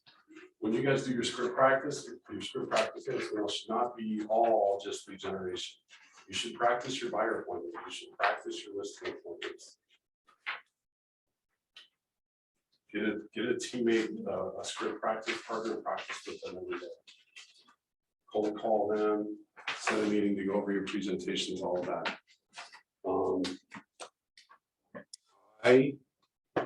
When I started, the buyer appointment was easy. Because the buyer appointment was, listen, I started with this. I didn't know any better. Hey, do you know, when you hire me, you don't have to pay me. My services are free to you. Nice. Yeah. Right? Seller's gonna pay my commission, which technically the buyer's paying the commission through the sale price of the house, but whatever. Right? But I started with that till I did script practice and realized that was not the best way to go about it. If I really feel like I need a hook, I'll make sure they understand that. But your buyer presentation and especially your listing presentation is about proving your value and what you're going to do for these people. That's it. Piece of cake. All right, who wants to be the seller? Come on up. You're the seller. Remind me your name. Daria. Daria. Oh, I am Ricky. It's nice to meet you. Daria. I'm going to knock on the door again. I'm going to say we have an appointment at 10:56 and it's 10:56. Can we get started? Right? I always say yes. I'm going to come in. My conversation is going to start a little bit different, right? We're going with the assumption that I haven't seen the home before. And somebody give me a scenario. Where did this lead come from? From your brother. A Bisbo? I'm just kidding. And that's probably really hard because that'd probably go a lot. Different. A Bisbo does go way different. How about one of your previous clients referred to? Okay, so from a friend. Yeah. Right, okay. Terry, it's really nice to meet you in person. Nice to meet I'm going to do my best to show you the value what I can do for you to make sure that this is valuable for both of us, our time together. And that you can call Jimmy back and tell him that you really appreciated the referral. Yeah, he's a great guy. Jimmy is a good guy. He's a previous client, friend of mine.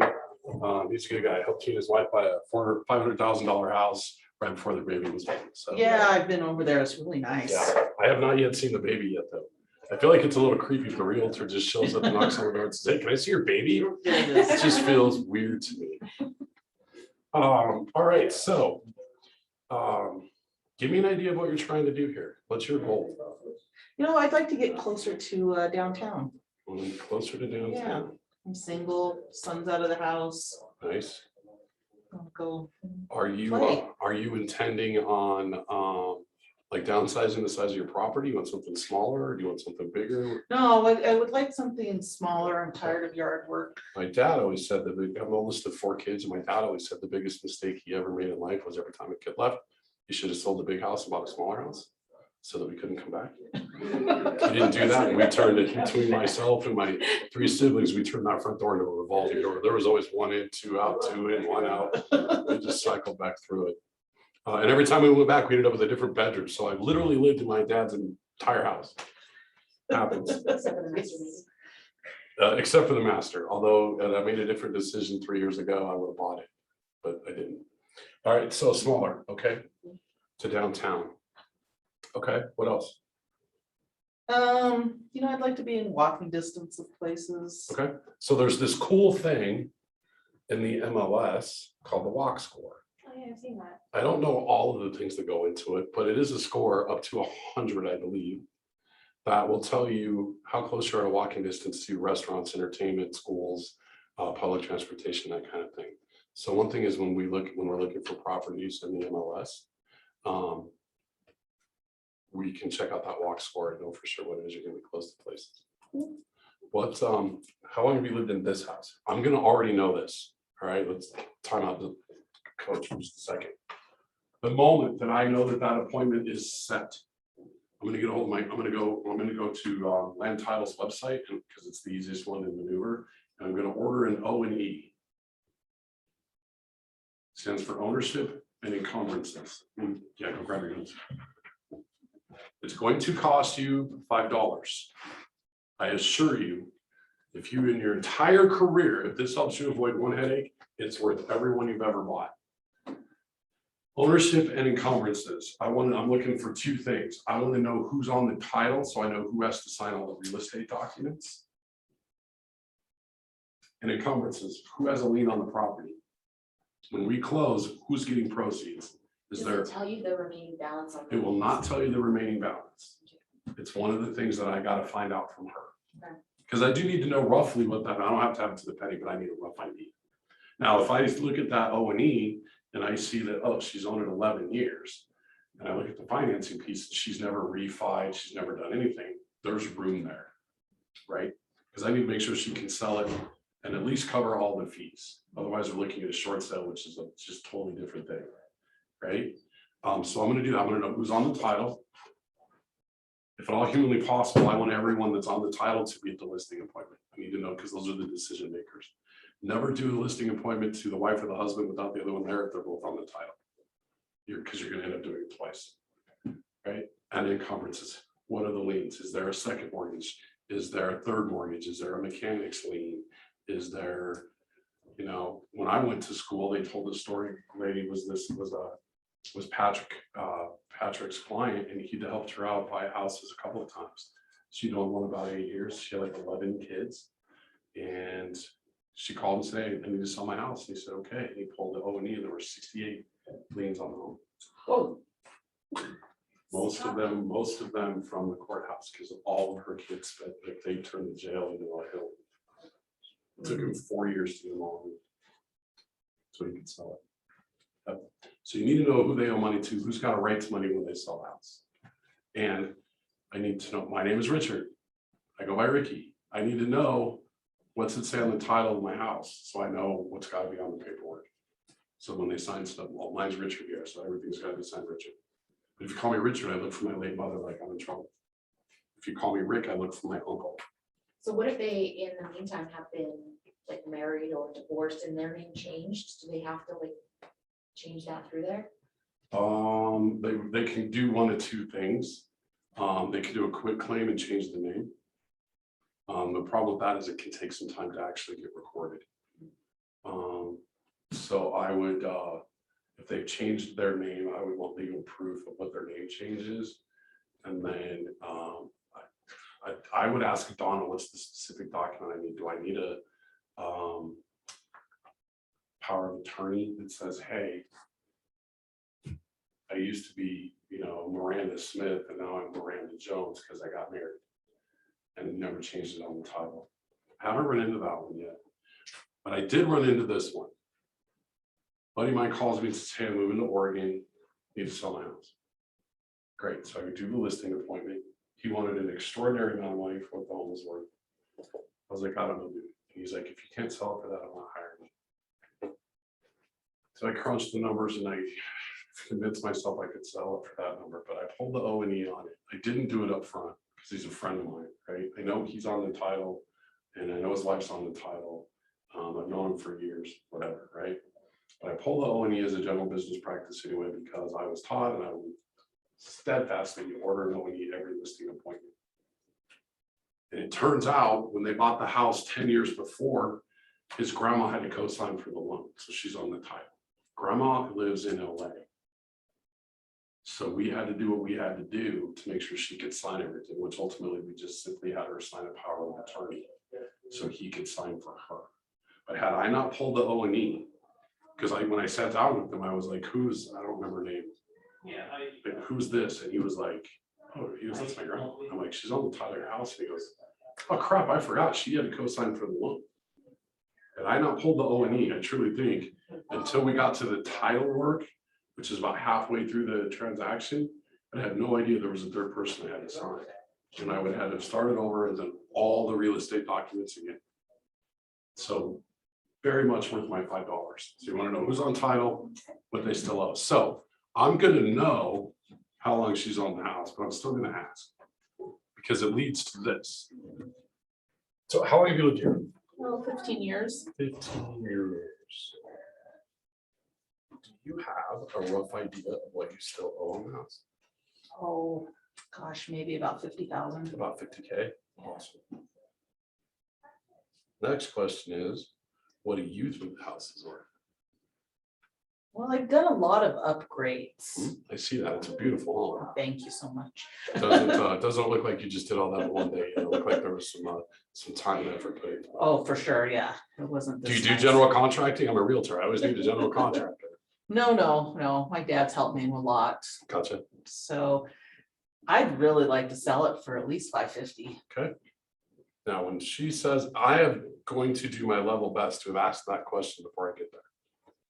So that I know I'm comfortable with what my suggested list price is going to be. So that when I ask, what do you think it's worth? The conversation goes one of three ways. I can sell it for that. I actually think it's worth 600,000.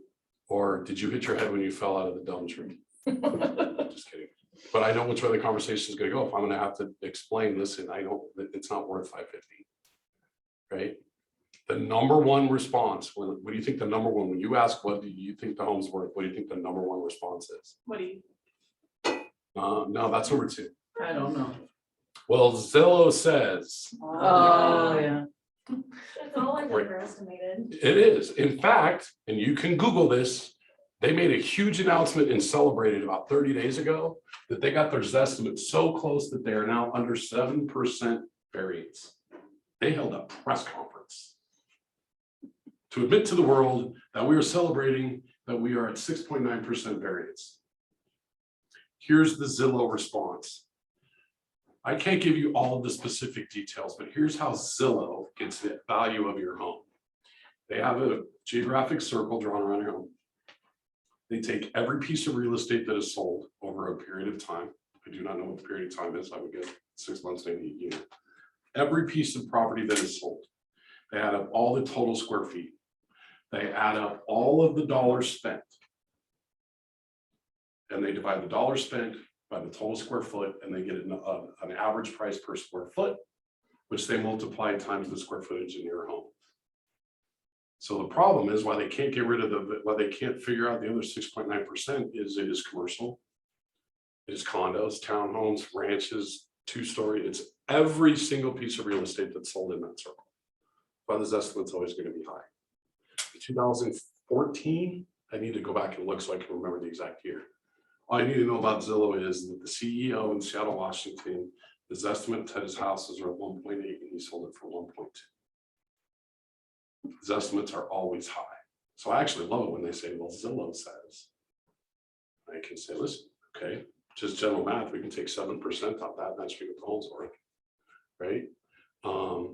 And when you get that answer, you better have done a really strong CMA so that you can actually prove what you can sell the house for, right? Do you ever show them like, bring the ones they have sold? Yep. Maybe they live in like a, stamped out neighborhood and you're like, oh, this is like this model Yep. by this builder, and you pull all that 100%. model 100%. And here's how that goes. You bring the photos for all of those. Mhm. With any luck, you can find Exactly 9 or the same. 10. And I can sit down with her and I can say, okay, so in the last 6 months, the true comps that match your home, while not necessarily the exact floor plan, they're the same in square footage-ish. And there's a whole algebraic equation you can do to figure out price per square foot. Same bedrooms, bathrooms, whatever, but I can make, if I take 2 homes that are identical, one's got 3 bedroom, one's got 4. One with a 3 bedroom that maybe had the option to have an open floor plan upstairs or build that 4th bedroom. The one with the 4th bedroom is going to be worth $5,000 more. You get $5,000 credit for a bedroom. That's it. So the 3 bedroom sells for 405. This one's worth 410, assuming everything else is identical. So I'm going to sit down with the photos of those listings in order from the oldest one to the newest one. And I'm going to show the photos and I'm going to say, okay, just at a quick glance on these photos, which one do you think is better, yours or this one? Mine for sure. No. Next one, which home's better? Probably mine. No, next one, Oh, yeah, that one's nice. this pile. We're going to go through all 7 or 9 or 10 or however many of them I had. When we're done, I'm going to flip them over and we're going to have a price. We're going to say all the ones that didn't, that your house is better than, sold for an average price of $522. All the ones that you felt were better sold for an average price of $560. So now I have a bracket, 560 to 522. What do you want to list your home for? And you'll do the math in your head and you'll know, right? You're going to be like, well, Ricky, I think 550 sounds like about right. Like that's kind of splitting the difference. And that's what I think those worth. And then I will say, okay, 550. If someone wrote you an offer today of 550,000, would you take it? Yeah, I would. Okay. So we just determined our list price. So now what if they're like, well, I don't know, like, and you see, say, in today's market, that they're all selling for maybe 40,000 over list, but then people will list it a little lower, Yep. So I will know of those 9 comps, I will know what the list price to closed price ratio was. Mhm. Right. And we're going to say in that price range at 40,000 over is roughly 1%. Wait. I'll have the percentage. Usually these days you're going to see 1.25 to 1.3. It's okay. I feel like the house is worth 550. I think that's the correct list price as well. My intention is going to be to sell it at 1.25. My intention is going to be to sell it at 575. We'll see. I don't know, but you said you take 550. I'm going to do everything I can to get more than that. Right. Now, the other way to go is to say, okay, would you take an offer? Because I've got 522 and 560. Right. Would you take an offer of 525? No, Would you take 535? probably not. Would you take 545? Maybe. Would you take 450? No. I'm sorry, would you take 550? Oh, Sorry. yes. Would you take 550? Yes. We just got a list price. Right? Push them, start at the bottom where their pain point is. They're not taking it. Oh yeah, I'll take that number. That's our list price. Okay. I just kind of had an objection that I'm curious about. Yep. I mean, like, what if someone says, yeah, I put in a ton of upgrades, but like the upgrade is, something that may not really carry much value, like the upgrade cost doesn't carry over. The upgrade cost very, very, very seldom carries over on anything. Okay. The only thing I can tell you to put in your house that you will get dollar for dollar back on sale price is an air conditioner. If you spend $3,500 on an AC, your house is worth $3,500 more. If you finish the basement right before you're selling your house, you're going to get about 50 cents on the dollar spent. It can get you pretty close if you just redone the entire kitchen, if you've done it professionally. If you spend $30,000, I can get 22, 24 of it. That's why I am not always a proponent of, hey, let's do all this stuff to the house because I can sell it for more. I'm not a proponent of that, right? So we settled on a list price of 550, right? Well, I just put this pool in. I just spent $10,000 on this pool. On the in-ground pool. Yeah, I mean, you can only use it for 3 10 months, grand, but that's it. Right. Well, here's what I can tell you. I've been taught about pools in Colorado. Keeping in mind, we're not Florida or California, right? I asked a very prominent in my industry appraiser one time, how much dollars and cents and value can I get to a pool? And he said, here's how you figure out the value of the pool in Colorado.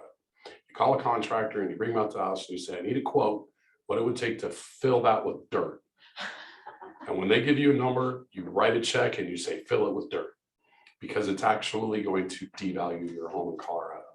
People, because your buyer pool just shrunk. People in Colorado don't want a pool. We don't want the maintenance. We are very family oriented. Typically, we're gonna have little kids. I don't want to risk the kids getting hurt, drowning, whatever. I'm not gonna use the pool. It's not part of my lifestyle. Your buyer pool shrunk, which makes your house less valuable. Right? So I will ask, if I need to. In this case, we didn't need to. We landed on 550, but I will ask, what are those upgrades that you think add actual dollars and cents value to your home? I put in oversized cupboards. That's gonna help, right? What bar? I put in a wet bar. New That will floors. help. New floors will help. But if you put in laminate, don't expect me to sell it for hardwood flooring prices. Just It's saying, not the same. right? You get this question a lot. Should I replace my carpet? No. Unless it's just not showable. Like it's gotta be awful. Because you can spend a lot of money on carpet and the buyer comes in and buys the house and they hate the color and they rip it out. Right? So you can do this. You can say, okay, listen, and I can do this in the marketing piece. I know the carpet needs to be replaced. So I'm willing to give a $3,500 concession to the buyer to replace the carpet and they can get the carpet that they want. Yeah. So now you've taken care of, there should be no shock factor when buyers walk in at showings and be like, oh God, that carpet's awful. Right? But we told you that. If you didn't know up front, that's you and your agent's fault. So don't complain to me now that the carpet's terrible. I told you up front. Right? In this market, you market it that way, they're still not going to ask for that $3,500 because they know someone else is making an offer where you ain't got to give them the $3,500. As the market shifts, you're going to have to give it back to them. Right? So that's why I would address flooring in general. What else? What are other valuable things? What do you think about a roof? Pretty important. Very. It's very important. Yeah. You have to have a functioning roof on any loan. You gotta have It a doesn't functioning matter. roof. But it does not matter This is insurance. because it's insurance, right? Every roof ever. How old's the roof? One hailstorm from being replaced. And that roof could have been on yesterday. We had an agent in the office a couple of years ago.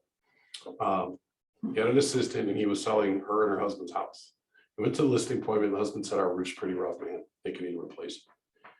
Jason said, well, let's have the insurance company come out and take a look. The roofing company come out and take a look and we'll see. So the roofing company came out and said, it is pretty rough, but it's still functional and there's no insurance claim here at all. He said, that's fine. I still think it needs to be replaced to sell it. He scratched a check for $18,000 and had the roof replaced. And I'm not making this up. The hailstorm came the next day and totaled his roof. So he literally had a totaled roof that was less than 24 hours old that he paid $18,000 for. And then he had to turn around and pay $2,000 or $2,500 or whatever the deductible was. Wow. Yeah. So roof, as long as it's functional, you're good. I did have a seller who, or a buyer. And we agreed to waive the inspection because she really wanted this particular house. But then it came back, needed a new roof. So I was like, no, we're not gonna take it. Yep. Because you can pay your $1,000 deductible, and get a new roof. Yes. My client's not gonna be paying. That's a seller problem. If the roof's failing, that's a seller issue. Because here's the thing, did you back out of that deal? Nope, they put on a new They roof. put on a roof. Now, if the seller said, I'm not putting on a new roof, and the buyer had legally gotten out of the contract and got her earnest money back, the seller is now required by law to disclose to every person that walks in that house that it needs a new roof. Right? So most of the time, the sellers are going to be like, well, I'm going to have to replace this roof regardless. I'm not going to lose this deal over it. $1,000 deductible, get the roof done, everybody's happy. Right? Buyer's not going to, if the seller's willing to let the buyer walk, they're stuck. They're not going to be able to sell that house now. Because you cannot get a loan if the roof's failing. You cannot. And now you have to disclose to the lender if the roof's failing. Lender's like, no money. I don't care if they're VA, FHA, or conventional. The only way you could get through that is if the buyer happened to be paying cash and was willing to do it. So you tell your seller, even if they're like, no, I'm not putting any money into this house. Yep. But tell them, listen, then I get it. Your roof is failing. If there's an insurance claim, it's gonna cost you the deductible. Because I can't sell it unless I market it to cash only buyer. Because the roof's failing. No one's gonna loan on it, Mhm. right? That's a defect of the home that you have to disclose. That's also an easy way to get around radon mitigation if it fails radon too. That's a seller problem. And it's like $800. I've never been told no on radon mitigation either. So roof, nope. And get you extra money for the size of your lot relative to the comps and all those things, but we landed on 550. So give me a timeline. You know, it doesn't really matter. Okay. I think I can probably get my loan for my new place without selling this one first. Okay. Do you have a lender that you've used in the past? No, I don't have I've it. got two different lenders you can talk to and we can see, they can take a look at your financial picture and determine, you know, if this is worth 550 and you only owe $50,000, I'm gonna assume you're correct. But I don't want to, I don't want to tell you that's true. Let's get you in touch with a lender, have them look at your financial picture and determine if we need to sell it first or not. Okay. Could we, like, if I can I just wait to sell it until I'm all moved out? Yes, 100%. 100%. You can do that, assuming the finances work out. If the finances work out, 100%. Yes, absolutely. It's totally up to you. You can, if you don't have to sell this house to move down closer to downtown in a smaller house, so your son doesn't sneak back in permanently. You can just say you can sell it whenever you want. That won't matter. You can sell it for whatever. What I do need is from the time that you decide, okay, what I like to start with is here's the date. In this situation, I'm going to assume, present this to you like you do not have to sell it to get your loan. We're going to start with what day do you want to close-ish? When would you like to close? I'm going to back that up and we're going to select a listing date when we go active. And I need at least 1 week before that date to come in and take photos. If you're going to be out 100%, moved 100% and working and being downtown, I want to bring my stager in, have her stage the property at my cost. And she's going to stage the property so that homes that are staged that have furniture and stuff in it, they just simply sell for more money and they sell faster. And that's my cost anyway. So I'll need a week. I'll need probably 2 weeks to know when we can get the stager in to get that scheduled and all that. And then the photography done and get turn time on the photography and all that so that we can hit that list date. What us listing agents like to do is list on Thursday. No showings on Friday, no showings on Saturday until the open house. Do the open house from 10 to 2 on Saturday. So no official showings until 2:15 Saturday. This is the sort of the main plan, if that works for you. That said, I can list any day you want. Okay. So and from looking at all of these 9 comps that I brought, on average, they are on the market 9 days. So I would expect your home to be probably a little quicker than that, because there were only 3 that you thought were better and there were 6 that you thought your home was better. So I'd probably lean on a shorter time frame getting it sold. The open house is also your choice. If you don't want an open house, I won't do one. If you want one, I'll do the best open house you ever saw. So that's going to be completely up to you. And that's not a decision you have to make today. You can tell me yes or no today if you already know. It's not a decision that you have to make today. Cool. What else do you think I need to know?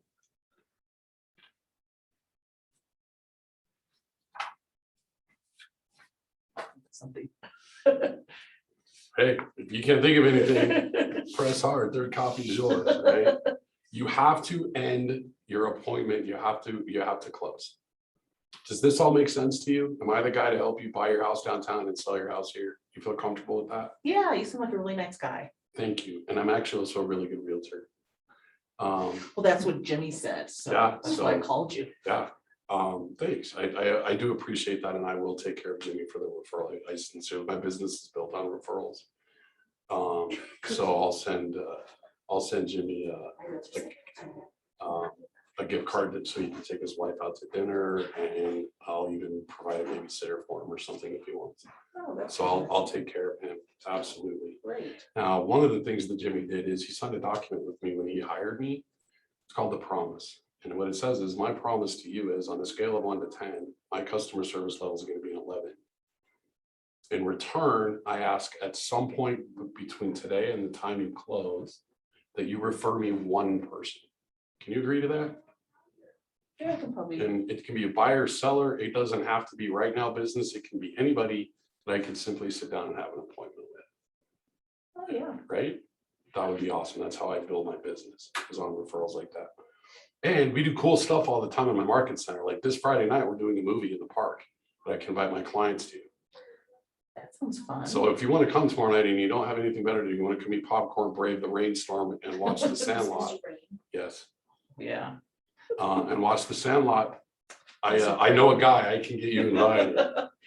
So there are perks that come with hiring me. You're killing me, Smalls. Right, exactly, 100%. Right? Off the record, I hate that movie though. What? I do not like Sandlot. Of all the baseball movies, that's like the second worst one. Field of Dreams is terrible. I've never heard of it. The Sandlot? Sandlot? Sandlot? Well, Oh, you're gosh. still, Yeah, only you're 21, young. Yeah. So. Yes, yes, that movie. So I voted for Shrek and I was the only one. And I was like, what is going on? It was on the list. It was on the list. I actually wanted, and I talked with Lindsay about this, I wanted E.T., but she said it scares her husband because he was a kid when the movie came out, or saw it as a kid, and it terrified him. Well, now, every time I see Matt, I'm gonna go E.T. for. Right? Every time. Man. He's gonna be like, who told you? Yes. Well, it's all over YouTube now, so there you go. All right, so give me some objections. Okay, of you wanting to, or me wanting to hire you? Yep. Okay. You know, I've been, a couple of other people have been referred Mhm. to me, so, Sure, you should do your due diligence. yeah, I talked to this lady earlier, and I really liked her. I think I might go with her, but I Okay. got 2 more appointments today. Okay. What is it about the value that she's bringing that you don't feel like I would bring?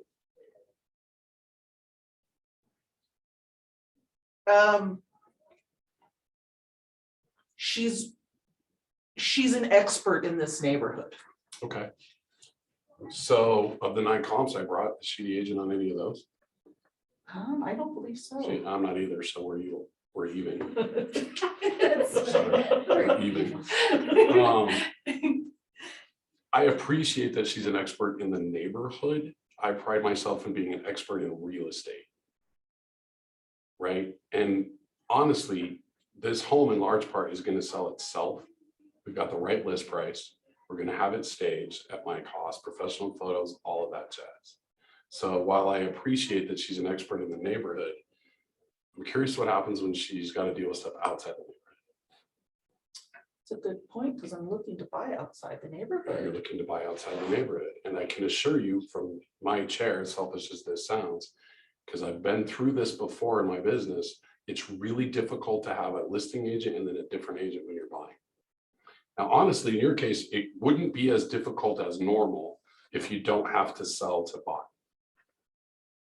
Right? It's when you have to sell to be able to get the loan and the down payment money and all that. 2 agents is just a disaster. Something gets missed.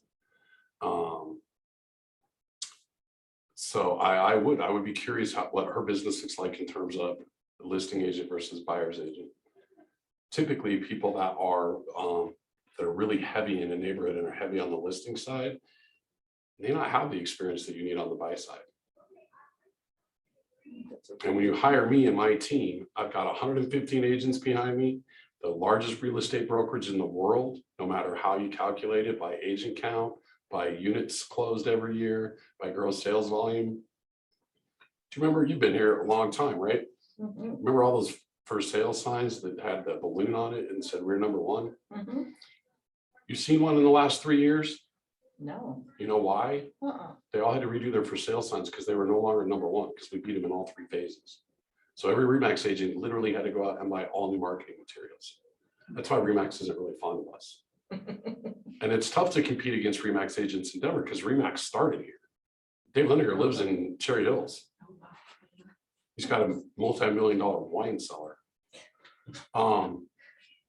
So I'm gonna bring my transaction coordinator. I'm gonna bring whatever contractors you may need. You've done great work on the home. If there's anything else that's gonna be needed, if the buyer decides they want to ask for something, got electrician, plumber, framer, two general contractors. Roof, if it gets to that, whatever you're gonna need. I have my assistant, my own personal assistant.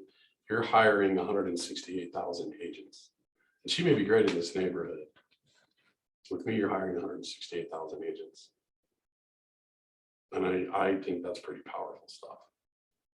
Because at the end of the day, balloons don't sell homes, people do.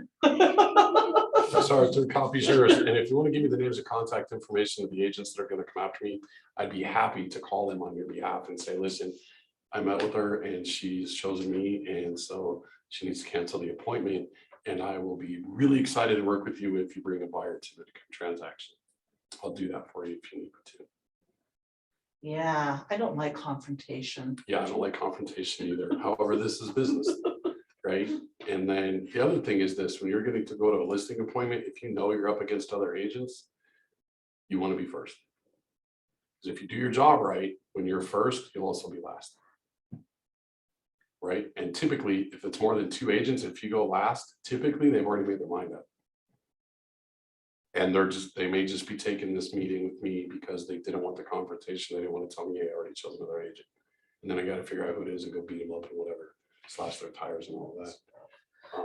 What if her objection was that, Joe Schmo down the street's gonna charge 1% less? Joe, that's terrific. And it'll save you a lot of money. Maybe. You're also going to get a 1% sales job. He's probably going to do the 3 Ps. He's going to put a sign in your yard. He's going to put it in the MLS. And he's going to pray that it sells. I'm going to do 2 more Ps. I'm going to do those same 3, but I'm also going to price watch every day to make sure we're listed for the right price. And I'm going to proactively find a buyer. My entire database will know that I've listed this home. Maybe someone in my database wants to buy it. Maybe someone in my database knows somebody that wants to buy it. So for the 1% agent, you're going to get a 1% job. And depending on which one it is, you will sign a contract with all of them. And as you go through the transaction, the buyer's agent has a question, they're going to call, they're going to get a different agent on the phone every time. Because they've got a phone bank and they just answer questions as they come in. So I get that it's very attractive financially. If you were going to the doctor and the copay was $10 for this doctor or $100 for this doctor, by nature, I would go to the $100 one because just by nature, I feel like I'm getting a better doctor. And I really confidently feel like real estate's the same way. Now, what I will do for you, and this is true, if you hire me to do both the sell and the buy, I will discount the sell side a little bit. If you're going to hire me to do both. Generally, I don't discount, right? That's going to come up. Commission's going to come up, right? And it comes up in various different ways. In this case, the 1%er down the street, right? I'm not going to discount other than I will give you, a discount instead of taking it for 6%, I'll take it for 5.6%. Right. And then out of that, I'm going to charge you 5.6%. I'm going to pay the buyer's agent 2.8. So we're going to split it in half. And I don't like discounting it any more than that because you're a sports fan, right? Yeah. So the Broncos and the Raiders are going to come and play a football game. Right. Each of them has a coach. If one person was going to organize and pay for all of that, do you think they're going to pay each coach the same amount of money? No. I do. If it's one game, one time, and one person's paying everybody. Oh. They're Not gonna- one team. Right, they're gonna pay all the Oh. players and they're gonna pay both coaches. But Yeah. they're gonna pay the same, right? So it wouldn't make sense for you to pay your coach less than you're gonna pay someone else's coach. Because I'm gonna coach you through this and I'm gonna hold your hand all the way through the process. So I'll discount it to 5.6 because I'm also know I am gonna get the buyer commission on the buy side, That makes sense. right? You're gonna get, do you discount your commission? Will you discount your commission if I hire you? Here's the best script ever. It takes stones, but you just say, no. I've shown you enough value, or what's value is missing for you to need a discount on commission. What's that value? I can't say this to her, but to stage that home is probably going to cost me $4,000 to $5,000. That's why I'm not discounting my commission. One of the reasons I can't tell her that. I have sure the value of homes sell faster when they are staged. Right? Did the other agent talk to you about how to do the flooring? Because I mean, the carpet, I'm sure would have been the next thing you were going to do if you were going to stay. Did the other agent offer the idea of marketing it with a full price offer, comes with a $3,500 concession to the buyer? No, she told me I should probably just replace the carpet. Right, which is going to cost you roughly $3,500, and you can go through that headache if you like. But what are the chances the buyer's going to come in and hate the color you picked, or even the style you picked? I have excellent taste. You do have excellent taste, but what if the buyer's taste sucks? Oh, that's a good point. What if I buy it? Like my taste and stuff like that's terrible, right? And so while I trust, I can see that you're great with style and that you would pick the right carpet. You would pick the right carpet for you and for the home. The idea is we got to have the right carpet for the buyer. And in this case, we know this is not it. So let's give them a concession of $3,500 and then they can go buy the carpet that they want. And now it's their headache and not yours. That sounds like a better deal to me, yeah. Right? Did that other agent present that as an option? No, she said No. replace it, Right. right? Also, it takes like, it can take like a month to get carpet replaced, depending on. It's been a while. It's been a while. I put carpet in mine when I bought it. March 2020, and it took about a month. And I don't know, I can tell you this, on January 2nd, we bought all new appliances for the kitchen. Bought Oh, dishwasher, no. stove, refrigerator, microwave oven. Did you get it yet? I got the refrigerator in mid-May. Yeah, I was selling appliances and Yes. it's bad. It's rough, right? We took COVID hit hard. well, so here's what's going on, right? We have literally hundreds of cargo ships lined up in all our ports for our country. They can't unload them. They don't have a labor force because people make more money staying on unemployment than they do going to work. So we don't have a labor force to unload 1,000 refrigerators that came from Japan or China or wherever they came from.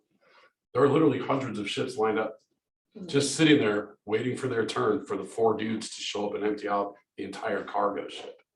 And so, yes, it took 5.5 months to get the fridge. We took the microwave home that day. The dishwasher was delivered the next day. No, the stove was delivered the next day. We waited a month for the dishwasher and 5 months for the fridge. Yeah, it's crazy. Yeah, it's insane. So I don't know how long it might take to get carpet. Right? So again, I would ask you now, we've covered that. Is there any other value that she brought to the table? The staging, the idea on the carpet, you know, and let's face it, you like me more. It's true. If the conversation's going that way, I'll say that. I have no problem saying that. And you're Jimmy's friend. And I'm Jimmy's friend. We can all go for a beer. Go watch the Broncos. I will be happy to go buy the beer, and just so we're clear, root for whichever team the Broncos are playing. Just so we're clear. I'm not a Broncos guy. Oh, you just lost. You just sealed All your right. She came in with like But I'm honest. Broncos jersey on. But I'm honest, and you don't know. She may not know a first down from a holding penalty. You don't know for sure. But I'm honest and You take it. transparent, and I'll buy the beer. All right. We'll go watch a out of division game. That's fine. Okay. That's totally fine. Okay. Unless they play the Patriots, the Niners, or Seattle. If they play one of those 3 teams, I'm the biggest Bronco fan you ever met. So The Patriots because of Brady or just the Patriots? no, the Patriots, because I'm a diehard Rams fan. And when they cheated in the Super Bowl, the first one they won, and they did cheat, they literally lost draft picks and got fined because they cheated in that Super Bowl. So that's why I hate the Patriots. It's not Tom Brady. How do you not love that guy? I mean, Thanos has 6 rings, right? All they got I hate him. right? So So now check I this hate- out. If it's a true sports fan, I will say this. Tom Brady's been to 11 Super Bowls out of 50. Right? His percentage going into this year of going to the Super Bowl is just under Steph Curry's 3-point career percentage. The odds are almost as good that Tom Brady's going to the Super Bowl as Steph Curry making a 3. how do you not respect that guy? Other than he cheated, right? Deflategate and all that. And I'm a Rams fan, so by definition, I hate San Francisco and I hate Seattle. So we'll pick one of those and go buy beers. If Okay. you sign right now. Okay, press hard, third copy. Press hard, they're Yeah, copies. so with the signing, Mhm. of course, I mean, I'm assuming you use CT. Well, Okay. absolutely. So do you like have an iPad or a computer where you like write up the contract there and then have them sign it there? So I go about it a lot of different ways. It Okay. depends on how confident I am that I'm gonna get her to sign. I'm 100% confident that I'm gonna get her to sign. I go into this listing appointment, this is my listing. If she doesn't sign me, it's because I was terrible today. So sometimes I may have that contract written up already. Other times I might say, you know what, give me 24 hours and I'll send the contractual stuff over to you. There are 7 documents. 5 are very easy, 2 are fairly invasive. If there's an HOA, there's not an HOA, then only one of them sucks. If there's an HOA, there are 2 that suck. I'll get those over to you in 24 hours, or maybe by the end of the week, depending on how much I really feel like I can trust her word that she's going to hire me.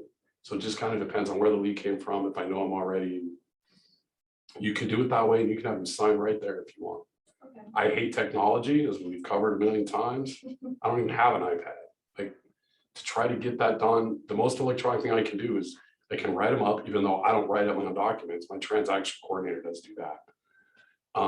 And then I go through and verify and change certain things. She does the generic, boilerplate stuff. And I can email them to her for signature. I know how to do that.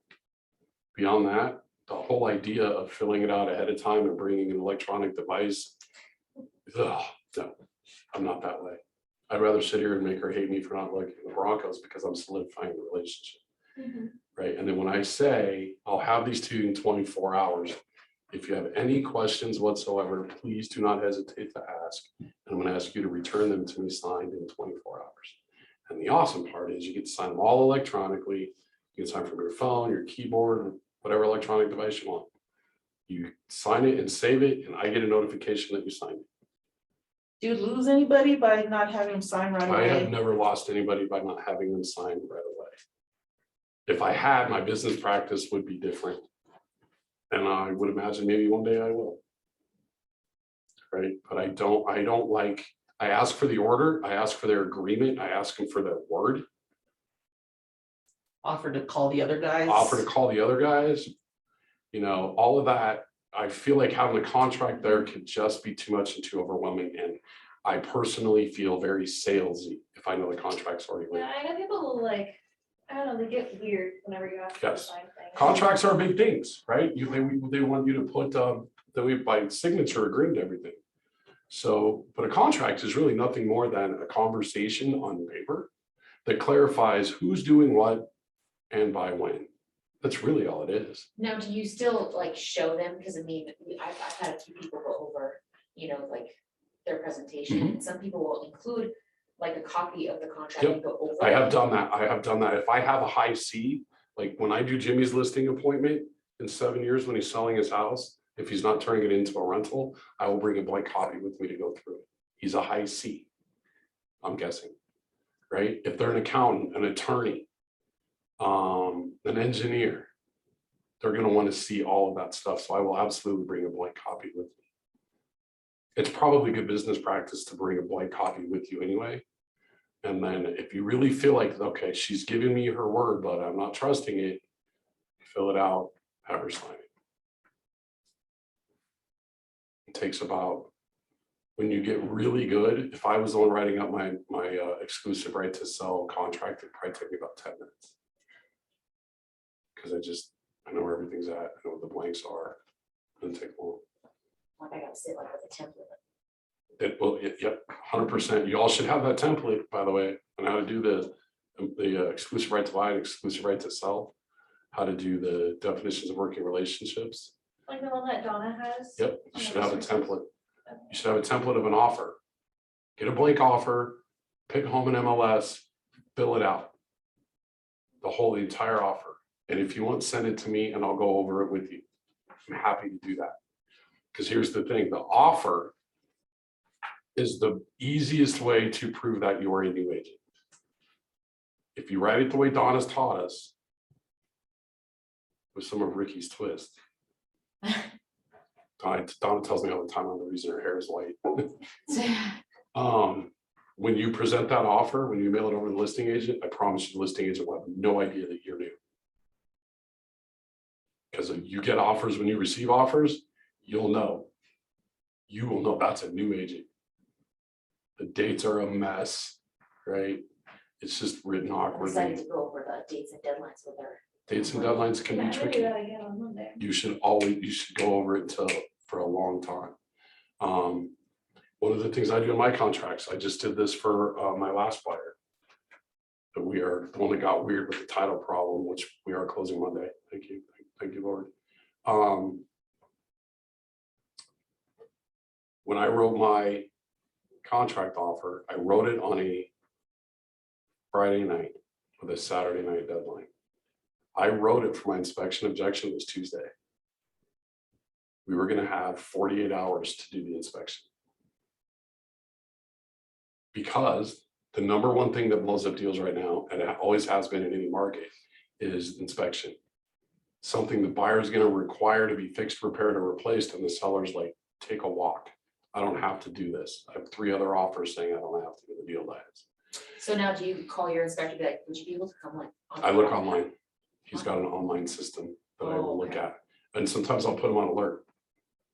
Now, from the 3 years I was the productivity coach and the time I taught Ignite and relationships I have with new agents, I have sent him a lot of agents that he is now their inspector. And so I joke with him all the time that his relationship with me put his kid through college. The point is, if I call, if he looks down and it's me, he will answer the phone. Hey man, can you sneak this one in if the days are full? Right? And he's never said no to me. He went to the Springs for me with 12 hours notice once. Yep, I love my inspector. So I will check to make sure. And then inspection objection, because I know that he's got the time to do it. And I know we're not really allowed to ask for much, although that's softening now, right? But I already know that. So, and I present it as, listen, you'll see my inspection objections very soon, really quickly. It's the number one reason that deals blow up. And if it's going to kill the deal, which I don't foresee it, but if it does, let's find out really quickly. Let's find out if the inspection is going to work in our transaction. And if it doesn't, you're only 3 days removed from the other offers that you had. You can call those people and see who's still interested. And I don't want your home off the market over a weekend, right? If we can't come to terms right away, worst case scenario for your sellers, they're on the market by the weekend. And in certain situations, I've done this once. The MLS rule is once you go under contract, you have 72 hours, 3 business days, I think is actually what it says, 3 business days to change the status in MLS from active to pending. So let's get the inspection done within 2 days. And if we can't come to an agreement, you don't even have to change the status in the MLS. Right? Because in MLS, when I go to write a contract on a home, probably beforehand, I've looked at the listing history in MLS and I see, oh, this has been under contract twice. So that's a question I got to ask the listing agent. If I get this done within 72 hours, you don't have to change the status depending until after we're through inspection. So let's get it done super quickly, especially in a house that's vacant, right? Or what I tell a lot of my sellers is this house is going to go quickly. Take your family on Friday night or early Saturday morning and go out of town for the weekend. Leave Friday night or Saturday morning and come back late Sunday afternoon. You're going to go enjoy life, go live your best life somewhere else for 48 hours. And when you come back, I'll have your home sold. Because you're not going to be able to be at home that weekend anyway, because you're going to have all day showings. You're going to have open house and showings, Sunday showings. It's going to be crazy. So go be away somewhere. It's just easier. Take the dog, please. Hide your guns, drugs, and jewelry. Get them off the property if you can. Right? Not to scare you, but there are scammers out there who will come in because I've seen it in my market center. New agent did an open house and we came to the open house, stocked the place, opened the bathroom window. The agent missed it. She didn't close up right and they got in the house that night. So, yeah. So, just go away, get rid of your drugs, guns, and jewelry. lots of ways, friend's house, parents' house, relative's house, whatever. I can't take them, I can't help you out on that. That just gets weird because I'm licensed to help you sell and buy your house. Except the drugs. Depending what they are. Just kidding. Sort of. So get those off the property too. Right? Now, if in this case, she's gonna be gone already, right?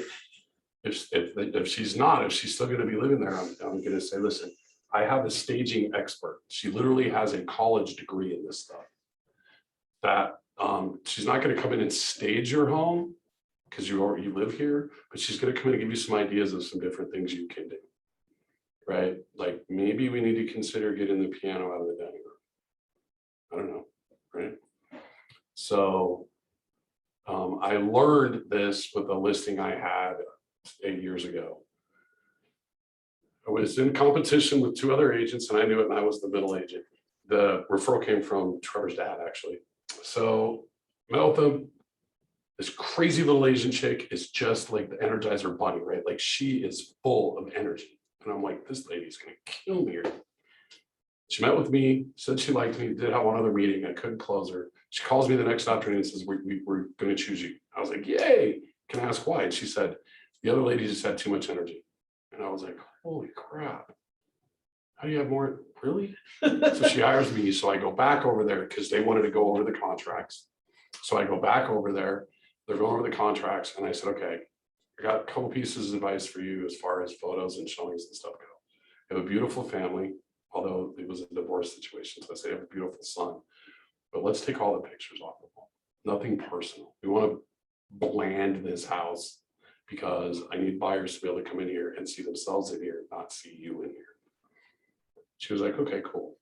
They had this most odd color lime green on the main level of their tri level. It was not ugly, but it was not attractive either, in my opinion.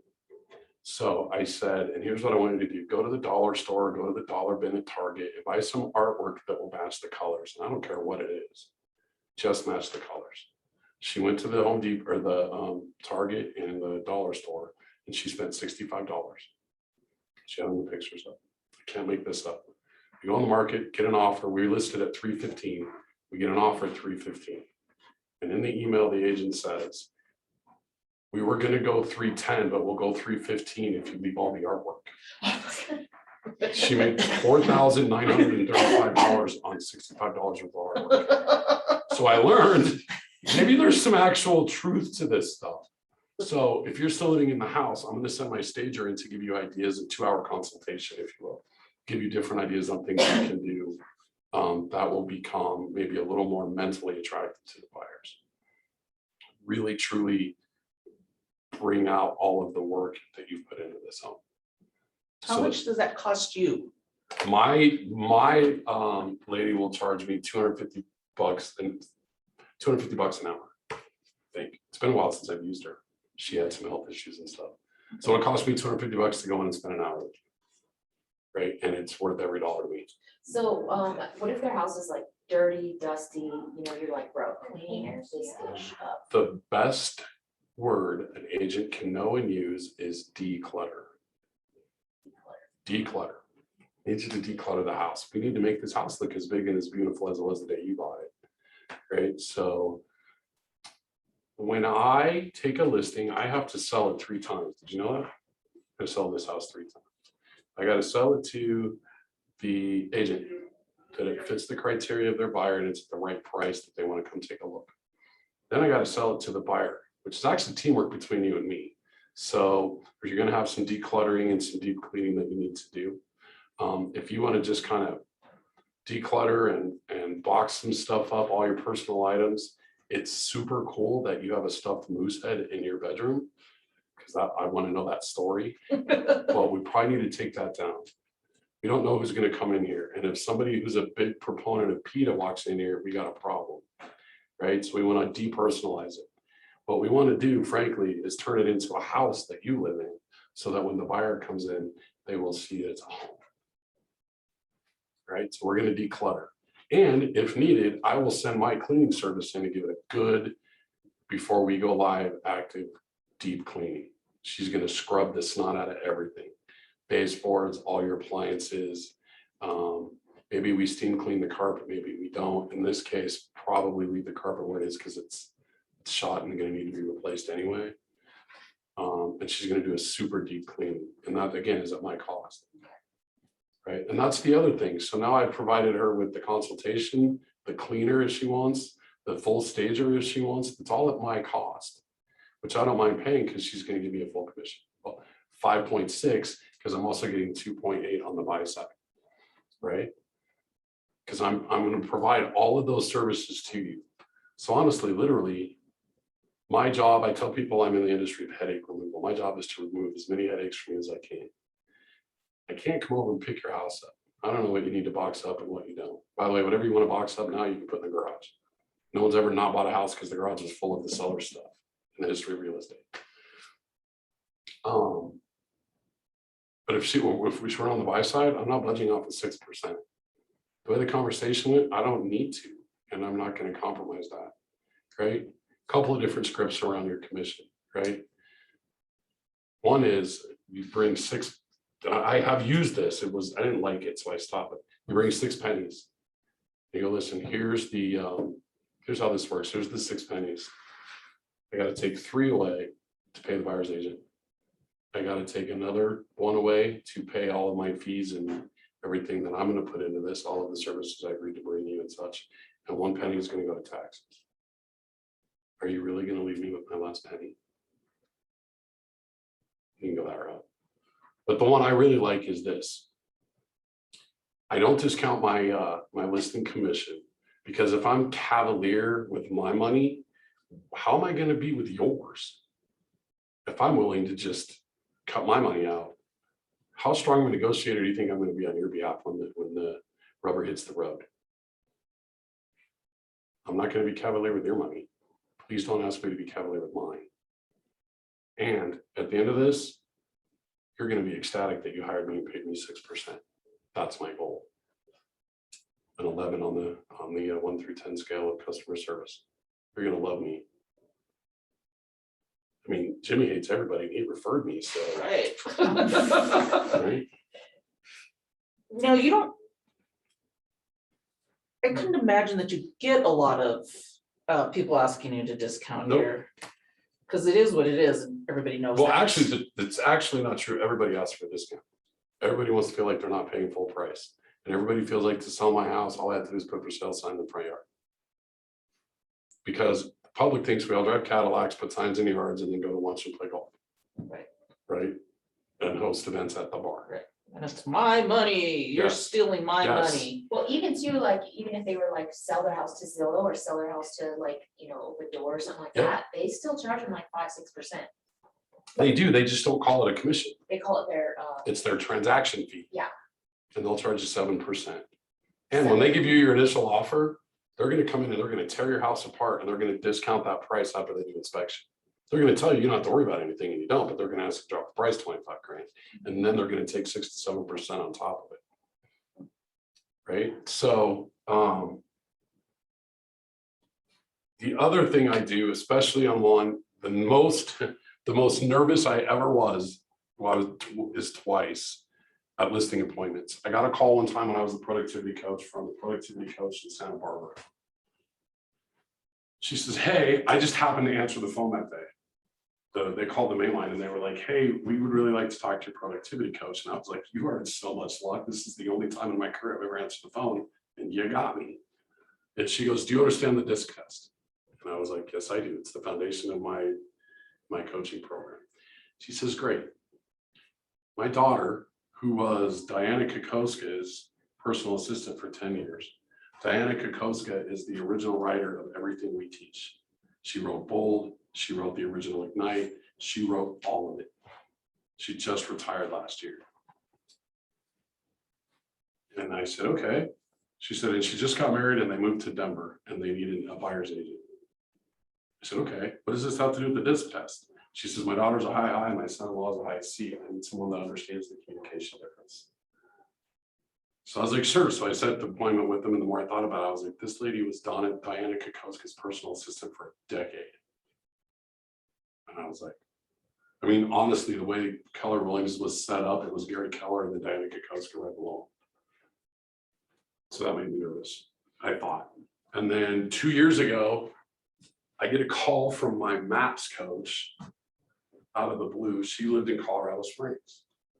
She called and she said, hey, you know any agents that can you refer me to an agent that works in the Springs? And I was like, give me a half hour to think about it. We sent out some feelers. She was like, okay. 10 minutes later, it dawned on me, I called her back and I said, I work in the Springs. She goes, do you? I said, you know this. She said, yes, but I'm going into this pretending that I don't know you from a coaching perspective. My husband and I are moving to Tucson and I need an agent in my house. Would you come out and give us a listing presentation? And I said, 100%. I got off the phone and I started to sweat. I'm like, I have to give an actual listing presentation to my MAPS coach. Are you kidding me? So I walked in and I called her and asked her a few questions. I walked into the appointment and she said, Ricky, first thing, I want you to know we're interviewing 3 agents. And I said, you already told me that. And she said, and my husband is going to make the decision. She said, that way I know it's fair and square. If you get the listing, you get the listing, but if you don't, you don't. But my husband's making the decision. So you got to give a listing presentation, both of us, mostly him. So I give her the listing presentation. I give them the listing presentation, and they called me the next day because I was the middle one again. They called me the next day and she said, Sean chose you. And I said, great, why? And she said, because you were the most authentic. You didn't come at this from a sales perspective. You really proved to him that your goal is to get us to Tucson and not just get a commission. I was like, great. Hung up the phone and I'm like, man, I gotta sell my coach's house in the Springs. So that was the most nervous I ever was at a listing appointment. The other thing that happened in that deal was we walked in and I got to the part where I asked what they thought it was worth. And they said 525. In my head, the listing number was 530. And they said 525. And I said, I think I can sell this for 530.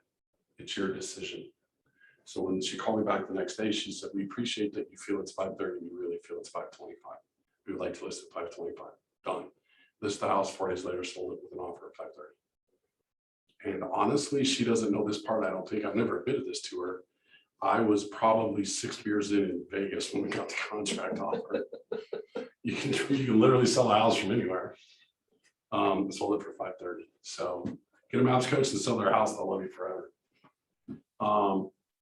You're going to get right now, the number one objection you're going to get is, I'd love to sell my house if you can sell it for that number, Ricky, but I don't know where I'm going to go. You got to be prepared to walk them through that. Okay, I hear you, and I hear that from literally every seller. You're going to be moving to a smaller place downtown, right? So for this, let's assume that you did have to sell to get the loan, right? All right, so it's going to take me roughly, based on these numbers, I'm guessing a week to sell your house. And then from the day we go under contract, roughly 30 days to get the transaction done. If I could get you 60 days free rent in your house, do you believe I can find you that smaller place downtown in 90 days? Yeah, I think so. And then one of the things will be that you need a 60-day post-closing occupancy agreement in place with an offer. Which means What's that? it's a lease back is what we commonly call it. What it means is we're going to close on whatever day you're going to close with the buyers, but the buyers are going to allow you to stay in the home for 60 days for no rent. We'll make that a contingency of the offer, right? You probably will have to pay your utilities and your water bill, right? Your daily stuff. I feel like that's fair. They're going to let you live in their house for 60 days for free. Feels like the least you can do is pay the utilities and the water, which means from today, I got roughly a week before you go under contract. I got 30 days of transaction time and 60 days free rent. That literally is like 97 days. And I'm confident, I can't guarantee it. I'm confident I can find you the right home to purchase downtown that's smaller, that's going to allow you to live the lifestyle you want now that you're an empty nester. Right? Does that sound? Does that sound a little more comfortable? Yeah, that sounds much better. Good, good, good, good. Now, I will tell you that I want you to put together an insurance plan in case this doesn't happen. I can't guarantee this, but again, I want to be honest, open, and transparent. I want you to have an insurance plan that if you have to move out before we've closed on that place, that you have a place to go stay for a bit. So be working on that, friends, whatever, who's got a couch you can sleep on for a couple of nights if needed. So we'd have that plan in place yet. I'm confident 97 days I can find you what you want, Okay, let's do this. right? If I can't find her home in 97 days, I suck. Is that typical to like, you know, put that in contingency that it's free for the Yes, post occupancy? yep. Now we're starting to see, because the market's softening a little bit, we're starting to see the buyers say, yeah, I'll give you 60 days, but we do want you to pay rent, Okay, right? Which generally speaking, if done properly, I believe the rent payment should match their mortgage payment. Right. Right, because I get it. Or they'll ask for 1 month's rent, right? Because they close, say we closed September 10th, right? And you're gonna stay for 60 days. We close September 10th, their mortgage payments due November 1st. So you might see them say, well, we want 1 mortgage payment for the 60 days. We're not, we only have one in 60 days anyway. We want you to see that, right? And you'll see in the comments, something to the effect of seller needs 60-day lease back. We cannot, by law, we cannot go longer than 60 days because then in Colorado, a lease is required, right? We see a lot of 30 days, a ton of 30-day stuff. And if it's 30 days, you almost always will get it for, I have almost always gotten it for $0 rent. But if we put out, hey, we want the post-closing occupancy for 60 days, it's expected, I think, that it's for $0 rent. If you get one in your offer and they say, hey, we want $2,000 a month to stay here, well, now we have a negotiation. well, and then your offer might not stand out as much. Your offer may not stand out as much. If you got matching offers, but 160 days for free and 160 days for $4,000, right? It's a leverage point to negotiate with that other client. You might say, hey, we're under contract at 550 and you offered 60-day post-closing occupancy for $4,000. Can we counter you with a sale price of 554? Most of the time in this market, if the buyers, we don't know anything about the buyers yet other than they're looking for a new home. If this is the 26th home they've written an offer on, they're going to say yes in a heartbeat. And the only difference then is I got to prove the value of 554 at appraisal. Right. And then you're going to give them $2,000 a month rent, but you sold the house for $4,000 more. It's a wash for you.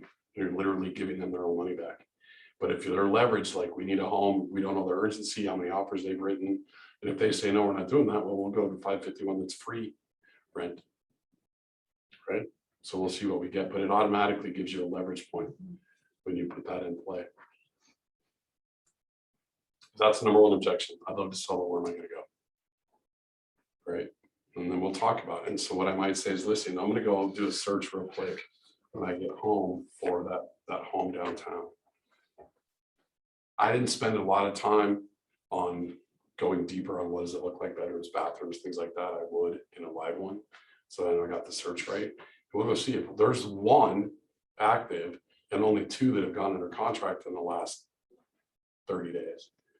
You know, I'm gonna tell her, like, this may be tough, so we really need you to have that insurance place to live or stay till we find that right spot for you downtown. I'm gonna do everything I can. If I have to go door knocking places, and because I've done that, right? You go door knocking. I've got a buyer. She's pre-approved. You want to sell your house? I'd love to, but where would I go? I love you, but where would I go? You know, interestingly enough, that's what brought me to your front door. Talk to them about it, right? And the best part of that is when I didn't have success, we found a different home for her. Had I had success, now I'm double ending the deal. Now I got her on the sales side and the buy side and the sales side of the one that she's buying. And maybe the buyer out of the one that was selling, right? Knock, knock, knock. Hey, if I gave you a blank check to have you sell your house, what number would you write on that check? Take a look and see what they say. What do you think? You know, think it's worth 425. Great. Hey, I found it. Come look. Great. So absolutely.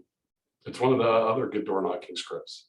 Yeah, I don't know if you heard this or not, but we have way more buyers than sellers. Those are selling for stupid money. A lot of them, they're selling for monopoly money. What's the number that you would take to sell your house today? And then who's the next neighbor in your neighborhood to sell? By the way, here are some cookies. That was for you, Brent. All right, any other questions? No, I'm good. Practice this, man. Practice it over and over until you know like the back of your hand. Good Lord willing, someday you're gonna have an emergency listing appointment. Okay, I want to sell my house now. Okay, when can you be here? Tomorrow at 4? No, I need you here this afternoon. Okay, when can I move to get there at 4 o'clock? You know, Do you bring, like a listing presentation packet sort of thing? I typically don't. Okay. I've got a basic questionnaire that I fill out, because I want to make sure I've got your legal name. I want to make sure that I'll say, what's your legal name? Like if you sign a check, how do you sign it? And I just want to make sure that that matches what's on the O and E. Right, I'll bring the O and E with me. I'll bring the realist tax report with me and the tax assessor's report, because I want to make sure that this is a 3-bedroom, 2-bath home, as it says in the county paperwork. Because especially in Arapahoe County, a lot of mistakes. A lot of them say 3-bedroom, 2-bath, and you walk in and it's 4-bedroom, 2.5. Wow, that 4th bedroom adds some value to it, but for the sellability and Hey, Ricky, yeah, I had a question about that. So, you go into a house, you know that it's a 3-bedroom, 3-bath. That's what it's been, that's what it's been taxed at, but they've done an addition or they've done something, they've done their own, remodeling of the basement to go and put another bedroom in, and they didn't, permit it. okay. How do you go about talking to a client about that? Talking about selling it or talking to like the Talking buyers? about selling it, because they're, You just tell them, they're talking listen, I'm gonna market this as a full basement with the extra bedroom in it. But I'm gonna let them know that it was never permitted. So I'm gonna Okay. list this as a 4-bedroom house and let people Right. know that the basement was a DIY. And Okay. themselves. okay, That's how I so would really go about no it. issue, really no big issue with that. No, it's not a big Okay. issue at all, unless there's, wires hanging out of the light switch and Right, unless you Right. can definitely tell that they slapped it together, as so, long as it's not 8 feet wide and 6 feet long and 9 feet wide and 5 feet long and. at you've least been in 50 bowling alley, diameters you've been in the square, same right? bowling alley bedroom that I was in last week. Absolutely true.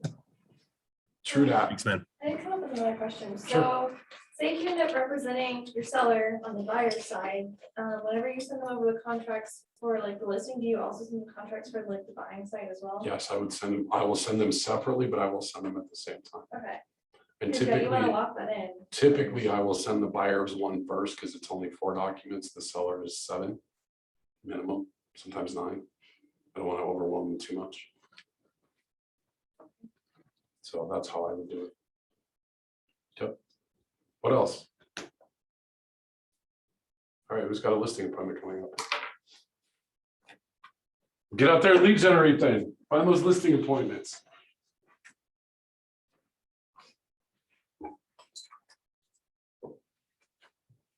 Yeah, my legion this week has been practicing for my orchestra audition.